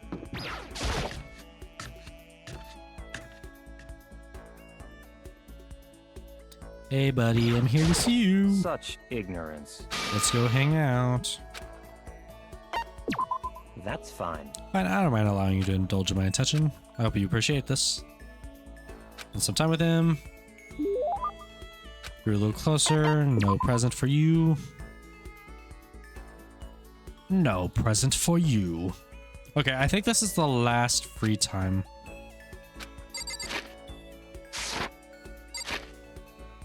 'Cause I think there's normally like 5, and he's probably in his room, right? Yeah. And then, is this my third or what the heck are you doing? You scared me. Come on out, buddy. Your girlfriend's out here too. What do you want? That's fine. Okay, I don't need to keep rereading all this. Okay, so that was not the level up part.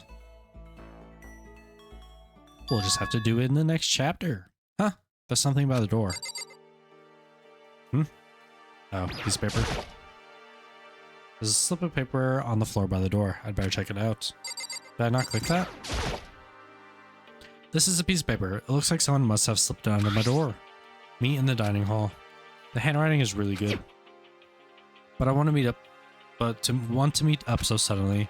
Who wrote it and why? What's the point of calling me out like this? I'm kind of nervous, but there's no way I can check it out now. Or I can't check it out now. Alright, time to leave.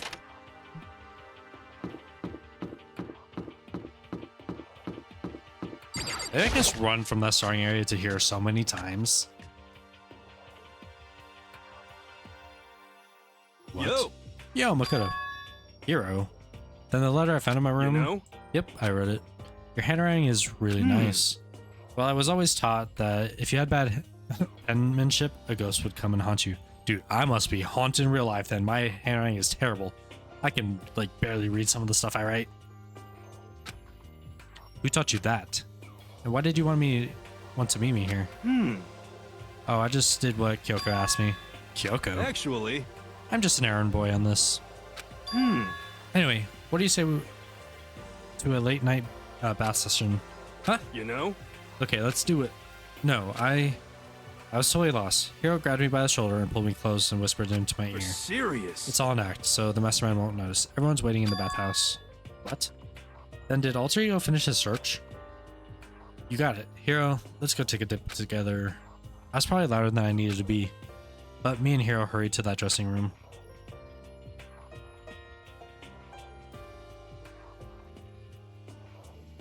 As soon as I got to the dressing room, an angry voice echoed out. F you! Hey, you! How long were you going to keep us waiting? Taka's irritated voice pierced the air as he stared pointedly at his wristwatch. It's almost 10 o'clock. You know that. Bedtime for all good little boys and girls. Shut up. What? What do you say? You want me to make you cry, little girl? Taka, he seems to be even worse off than I heard. Well, maybe it's a good thing. Maybe he's finally starting to grow a personality. What? You got a lot of poop falling out that mouth of yours? You know that? How rude. A maggot like you have no right to speak that way to our heaven-sent master. Dude, he kind of sounds like Monokuma, the other guy with the whole poop comment. Oh. Are you back to your normal gloomy self? I can hardly keep track at this point. Shut up. Hey, come on. Well, anyways, everyone's here, right? Then my messenger duty is complete. Hey. You want us all to meet here, right, Kyoko? So, what are we doing here? How about that? Isn't it obvious? It's gotta have something to do with Alter Ego, right? That's right. Yeah, totally. Did you find some clue? What is it? A way out? A mastermind's true identity?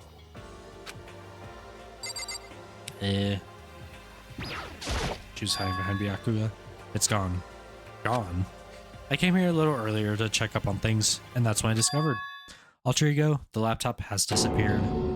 What? No way. You're kidding me, right? Oh, Huh? What? She's gone? F you! You can't be fudging serious. What do you do with him? What is the mastermind? Do they finally notice what we're up to? Wrong. I told Alter Ego to yell if anyone he didn't recognize appeared. If it was the mastermind, I'm sure he would have altered us. Well, Maybe we just missed it. However, I was in the laundry room right next door all day.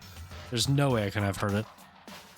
But if it weren't for the mastermind, then the solution to this particular mystery is obvious. It could only have been him. not a doubt. Mr. Ishimaru. You still heard, didn't you? What? I'm the ultimate moral compass. I would never do something like that.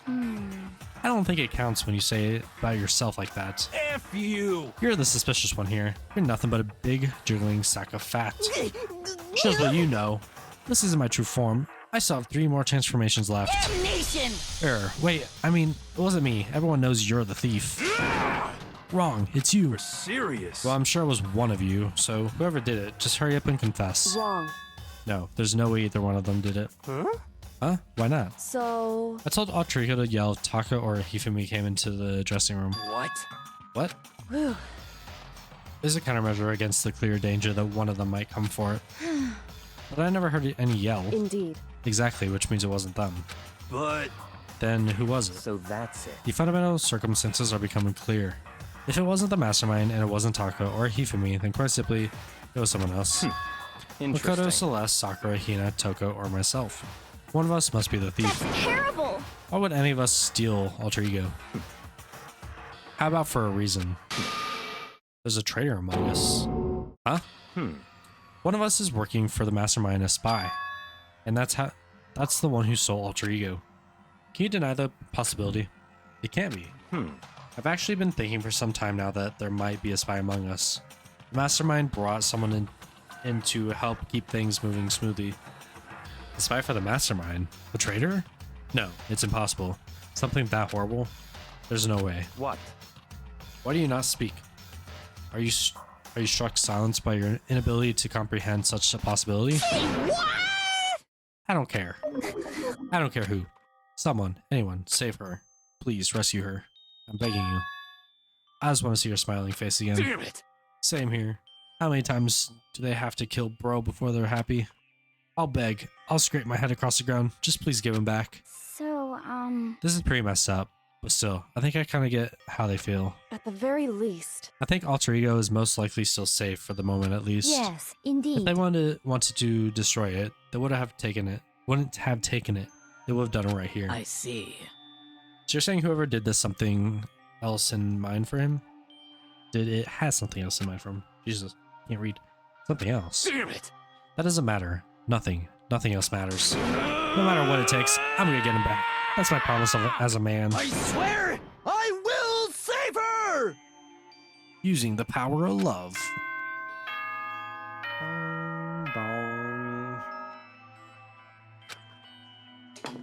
It's bedtime. This is a school announcement. It is now 10 p.m. As such, it is officially nighttime. Soon the doors to the dining hall will be locked, and entry at that point is strictly prohibited. Okay then.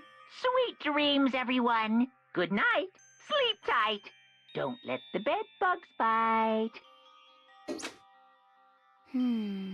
It's nighttime. There is nothing to be done. It is unfortunate, but we will have to leave the search for tomorrow. For now, everyone get some sleep. How can you be so casual? We don't have time to wait around. What good are you if you're too tired? You'll be much more effective after a good night's sleep. Who gives a crap about effective?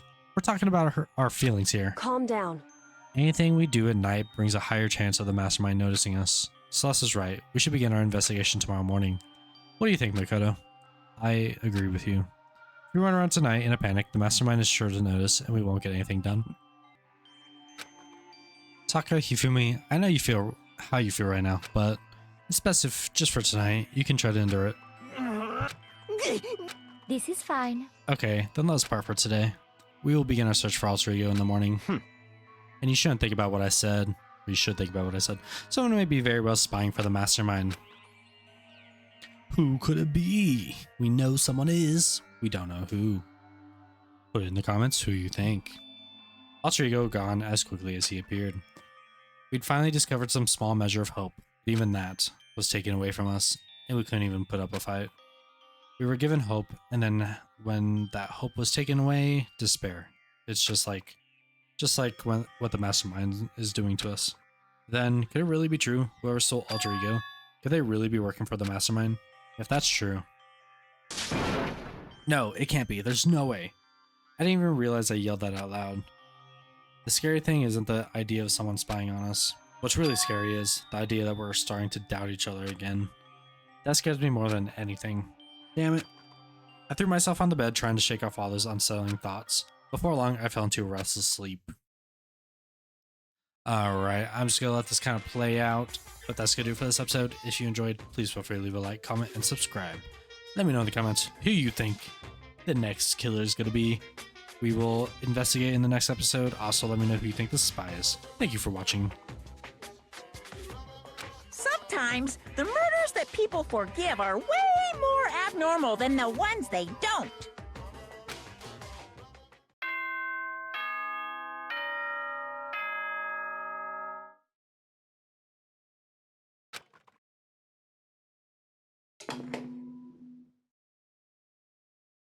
Good morning, everyone!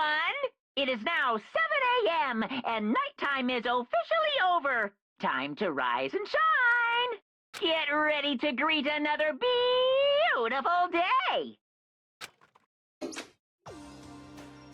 What's up, everybody? Welcome back to my Danganronpa Let's Play. In this episode, actually, I'm not gonna say it. We'll just have to wait and see what happens. Alright, today we have to look for alter ego. Dude, I just started and I'm already having reading problems. Just bear with me, please. Okay, first things first, to the dining hall. I found myself in surprisingly high spirits and hurried to the dining hall. When I found out what was waiting there for me,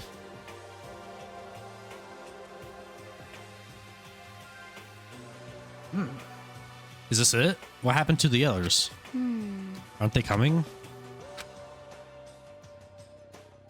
There were only 3 people in the dining hall: Sakura, Hina, and Kyoko. So, including me, only 4 people? God, this is why I hate people who take their sweet time with everything. However, Anyway, let's wait a little while longer for the others. So we decided to wait in case anyone else showed up. But no matter how long we waited... So, it's 8 o'clock. We've been waiting for a full hour. Why haven't the others come? Hiro and Celeste have never missed a day till now. And what I'm really worried about is Hifumi and Taka. They're more eager than anyone to look after alter ego, and they're not here. It Or look can't for. be. Something must have happened. Huh? It would seem... I was careless. I was too distracted by alter ego. But Monokuma gave us motive. There was no way something wouldn't happen eventually.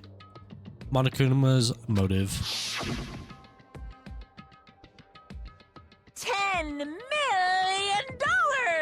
I That's a prepared lot this of money. graduation present for whichever lucky student makes it out of here alive.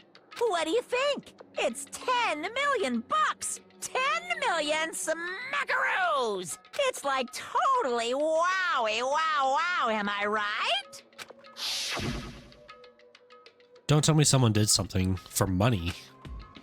That's what I wanted to say, but I didn't bother. I already understood. I understood, and I hated that I did. You can never really know another person completely. Anything can happen here, and you can't consider it strange. Not really. Hey, We need to go look for the people who never showed up. Oh, okay. Let's go track them down. Without another word, we left the dining hall. hey, We can cover more ground if we split up. Sakura, you go check the dorms. Make sure to check all the rooms. Makoto, you check the first floor of the school. Meanwhile, I'll check the second floor. Okay. Okay, then I guess I'll check the third floor. anyway, Don't take any risks. If anything happens, call for help right away. But I really hope nothing happens. So do I. Well then. Okay, let's go. Anxiety was written across each of our faces as we went our separate ways. Without hesitating, I rushed to the first floor of the school. Okay, I need to look around the first floor. I doubt it's gonna be in any of these. Actually, I might just go to the what's it called? The nurse's office, because that's what opened up this chapter. So if I had to guess, I would say there's something in there.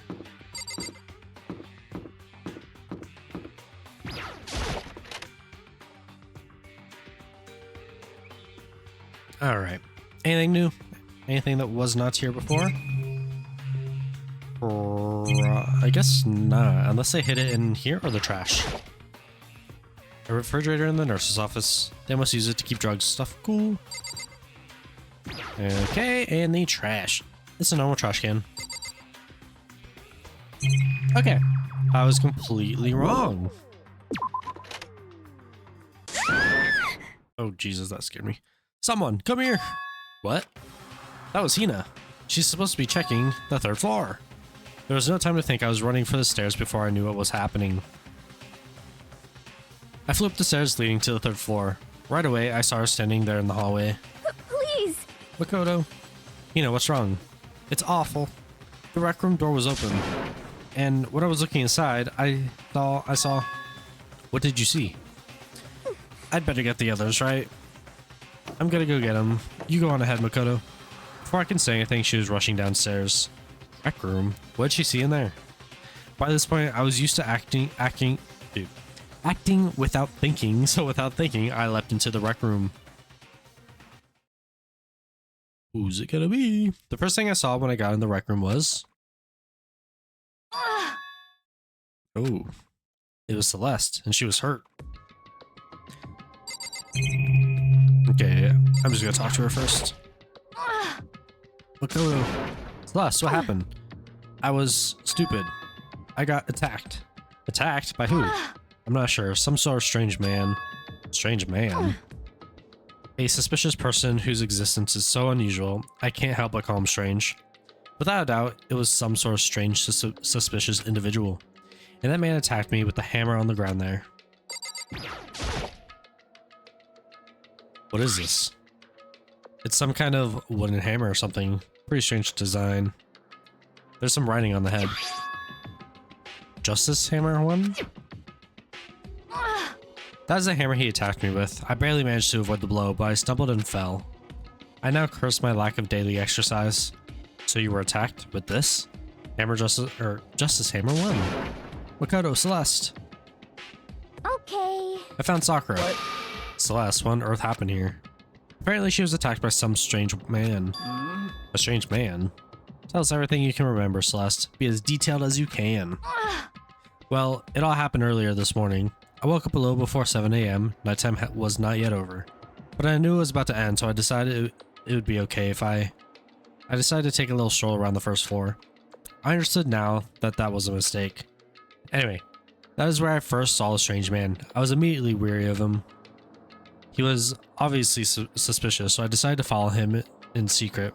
As I followed, I saw him go into the rec room. I tried to peek through the gap in the door, which is when he noticed me, and that's when you were attacked. It happened after 7 a.m., just after nighttime had ended. So, if it happened just after 7 o'clock, then that was just about an hour ago, right when we were all meeting in the dining hall. The attack caused me to lose consciousness, which would mean I was unconscious for about an hour. But... Well, I'm just glad you weren't hurt too badly. That's because I begged and groveled for my life. You did? As for me, I told him I would do anything if he spared me. I offered to lick his boots, whatever it took. I see. So you were willing to throw away all your pride. indeed. It is a necessary skill for survival. Anyway, the important thing now is that we go search for the suspicious individual. If we do not hurry, this could become a serious problem. Celeste, what do you mean a serious problem? When I looked in the rec room, I saw that the suspicious man was not alone. He had with him Hifumi. Hifumi? After he attacked me, he dragged Hifumi away. What? You mean Hifumi was kidnapped? Shouldn't we start looking for him then? Listen, Celeste, did anything in particular stand out about the strange guy? Did anything stand out? Well, rather than trying to explain, it would probably be faster if I simply showed you. Show us. Indeed. This is Hifumi's hand-me-down, his digital camera. You don't mean... Actually, I was able to photograph the suspicious individual without him realizing it. Seriously? Let's see it. I would tell you not to be shocked, but I fear it would do you no good. With the strange comment in mind, we all looked at the camera. Huh? What? Well, if you're definitely right about the strange part, their face is totally covered. Is that a robot costume? As I said, a very strange and suspicious individual, yes. The little spirit robot guy dragged Hifumi away? And I took this right after being attacked. In other words, a full hour ago. Which is why if we don't hurry, it would become a serious problem. I see. I believe I understand what happened. Well, no, there is much more I don't understand, but... The point is, someone dressed like that dragged Hifumi away. And it happened over an hour ago. Just a second. This is bad. We have to hurry. Celeste, do you know where this mysterious man went? Let's see. When they left the rec room, they headed left. I see. If that's true, they head towards the stairs leading down to the second floor. Then he must be down there, right? Second floor. That's where Kyoko was supposed to be. Huh? Speaking of which, why isn't Kyoko here? Sorry, I didn't have time to go look for her. This is bad. If the strange man did head to the second floor, Kyoko might run into him. We have to hurry. Kyoko's in danger. As soon as the words were out of my mouth, we all rushed out of the room and down to the second floor. Hey, you two. What? What's going on? What's all the fuss? What? Yeah, you guys playing a game or something? What are you saying? Does it freaking look like we're playing a game? Listen, have either of you seen Kyoko or Hifumi? You gotta be kidding. Nope, sure haven't. Are they on this floor? We just got here ourselves. I heard some kind of uproar, so I came running. We came here together. Stop talking. No, you're just stalking me. Anyway, can you guys help us look for them? What? Why? What happened? There's no time now. We'll explain later. That's fine. Well, fine. It sounds like something interesting is going on. Okay. Hifumi, Kyoko, if you can hear me, say something. Her voice echoed down the hall in vain. Oh. Did you hear something? Maybe. Perhaps. I think it came from the library. Okay. The library? Okay, let's go. We ran to the library as fast as our legs would carry us. When we opened the doors to the library... It hurts! It hurts! We found Hifumi seriously injured. Are you okay? I'm glad to see you. You're still alive. Or, glad to see you're still alive, yeah. It's super bad though. Look at all this blood. What? How'd you get hurt? That guy hit me. What guy? Robot Justice. Or, that's what I decided to call him, just now. What did you say? What are you talking about? Okay. So we got another hammer here. It has a number 2 on it. It's a hammer just like the one Celeste was attacked with in the rec room, but this one is Justice Hammer 2. And on top of that, this one is actually a little bigger than the first one. He attacked me with that hammer. He bonked me right on the head with it. Well... Hammer that big? I'm surprised you're still okay. I'm not okay. Look at all this blood. Hey.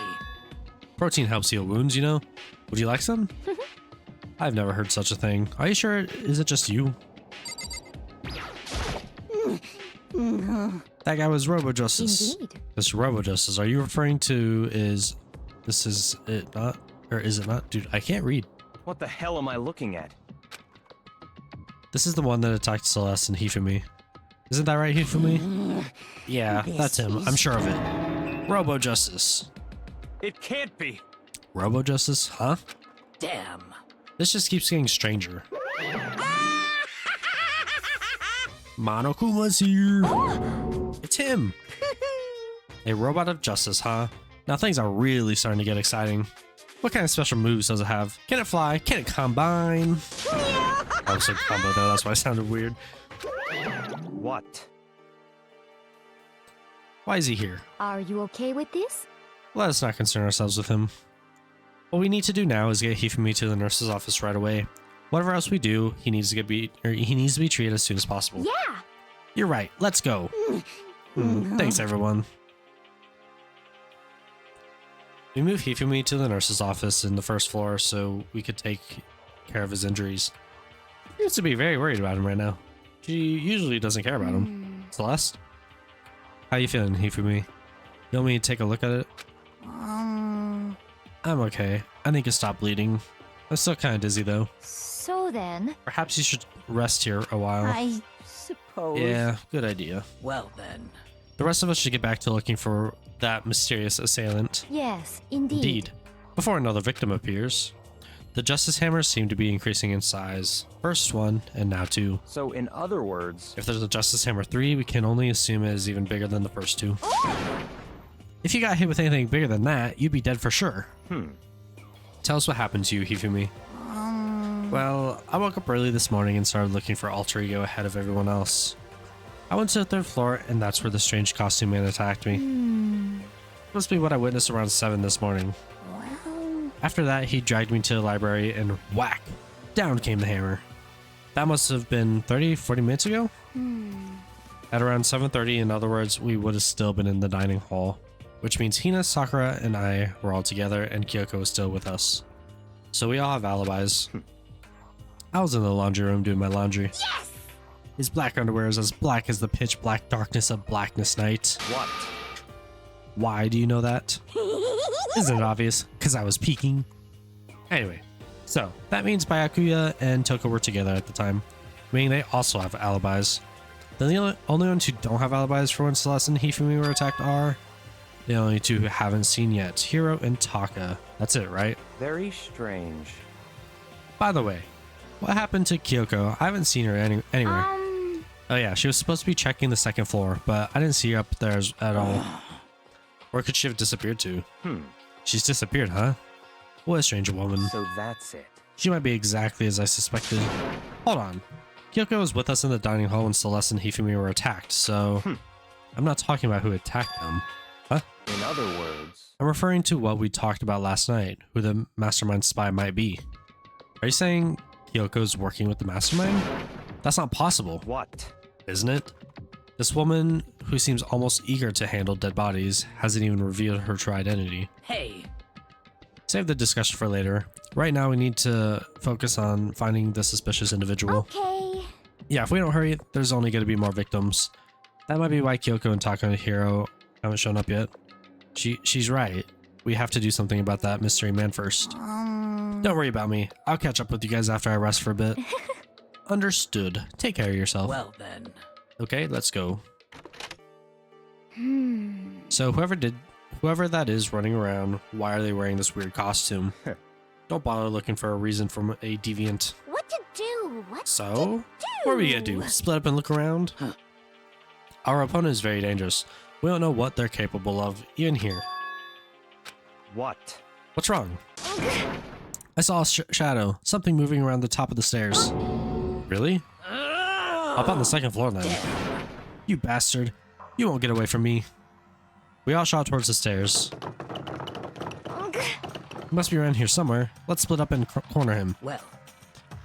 But don't take any chances. As soon as you find him, call out and I'll come running. Oh, Okay, but what should we yell? just a second. Anything, it doesn't matter. So then, Then is ha good, what are you saying? ha or do hiya or whatever you want.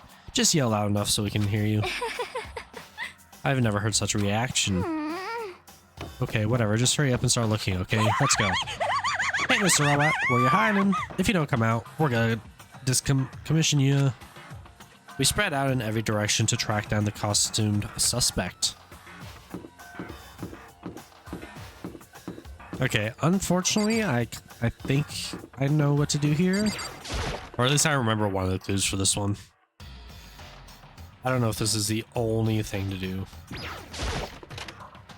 We're gonna head towards the pool.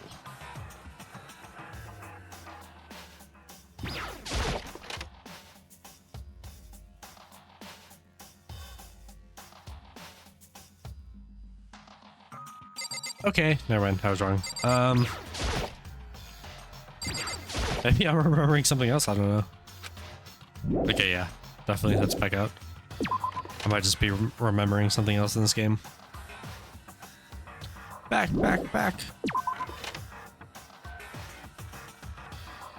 Okay, I like the load-ins and stuff, but sometimes it takes too long to load. Oh, that strange cry. That had to be Celeste. It came from the floor above. She's on the 3rd floor. I sprinted to the 3rd floor. Everyone, Over here, everyone. Everyone who heard the scream had come running. just a second. Celeste, what's wrong? What? That was rather an intense scream for someone like you. I saw him, the strange costume man. He ran off as soon as I screamed. I was blocking the stairs, so he headed further down into the hallway and disappeared. He must be down this hall. Come on, let's go. Haha. What is it now? Huh? Huh? Whoa, it's really true.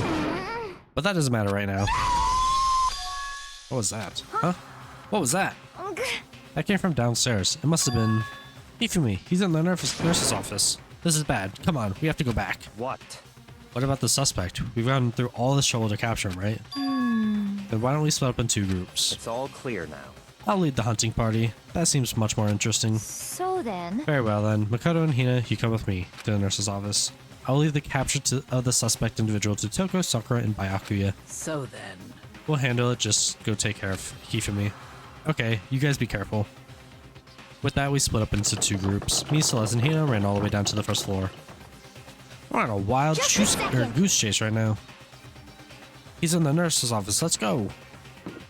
Go, go, go. We stormed into the nurse's office, and what greeted us was a world of dripping crimson. Uh-oh.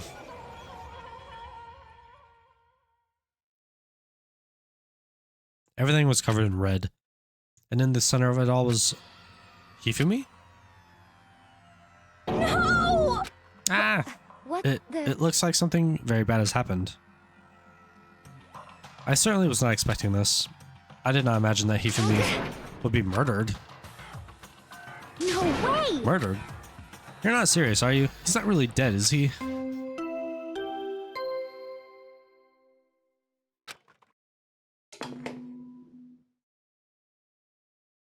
A body has been discovered. After a certain amount of time, which you may use however you like, the class trial will begin. What the? That was the body discovery announcement? Or that wasn't a question. I don't know why I said it like that. Body discovery announcement. When 3 or more people discover a body after a murder, that's what plays. And since we just heard it, that means it must mean Hifumi. Someone killed him. One of us. One of us? And look at that. When Celeste said that, she pointed at something. Something on the floor. Something that had also been on the floor of the other 2 surprise attacks. Another hammer. Another hammer. Justice Hammer 3. And it's even bigger than the other 2. Just as I suspected. 1 strike from that and you're finished. And the killer. There can be no doubt the suspicious individual, going by what Hifumi called him, the culprit must be Robo Justice. Whoever's hiding in that costume is the one that killed Hifumi. But wait, you saw him on the 3rd floor, right? Running back into the hall? So how did he end up in the nurse's office? You're not saying they like teleport or something, right? Are you okay with this? We can figure that part out later. Right now, we have to tell the others. You're right. So then, Shall we go? Hina, snap out of it. Huh? Are you okay, Hina? Sorry. Sorry, I'm not sure I can move right now. I'm feeling kinda... This is a problem. We can't just leave Hina here alone. Okay then, I'll go get everyone. You stay here with Hina. Very well. I'll leave it to you then. Okay, I'll be back soon. I try to sound confident and upbeat, but this time I stopped trembling from what I had just been through. Everyone else is already on the 3rd floor. I have to hurry. This is where everyone was chasing after the suspicious individual. Where was he heading? Celeste, what's wrong? That was a rather intense scream for someone like you. I saw him, a strange costume man. He ran off as soon as I screamed. I was blocking the stairs and he head further down the hallway and disappeared. He ran off going further down the hallway. Way into the back of this hallway? What? I'm just gonna assume it's not gonna be the art room. Actually, it could be. But even so, I'm still gonna check this first. Just because it was like kind of saying even further back. Alright, let's see if they're in here or if they're in the back room. As far as I can tell, there's no one here. But still, I feel some kind of presence. Yeah, I'm sure I can feel someone's presence. This presence is coming from over there in the back. Of here? No, it's tough to talk about here. Right? I leapt through the doorway, and when I did, I found another nightmare. The second nightmare of the day was waiting there to greet me. Dun dun dun. This is getting pretty intense. We got 2 murders here. There, in a pool of his own blood, was Taka, dead. A next generation legend, stand tall, galactic hero.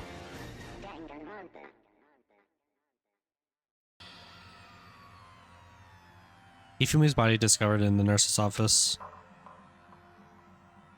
Taka's body discovered in the equipment room. I was witness to 2 nightmares, one right after another. No, they weren't nightmares. This is harsh reality. The true nightmare is this reality, the reality I have to face every day, but still. Why is this happening? Okay, so she passed out because there's blood. Got another hammer right here, which looks like it's bigger than the other one too. Another hammer. Now it's Justice Hammer 4, and it's even bigger than before.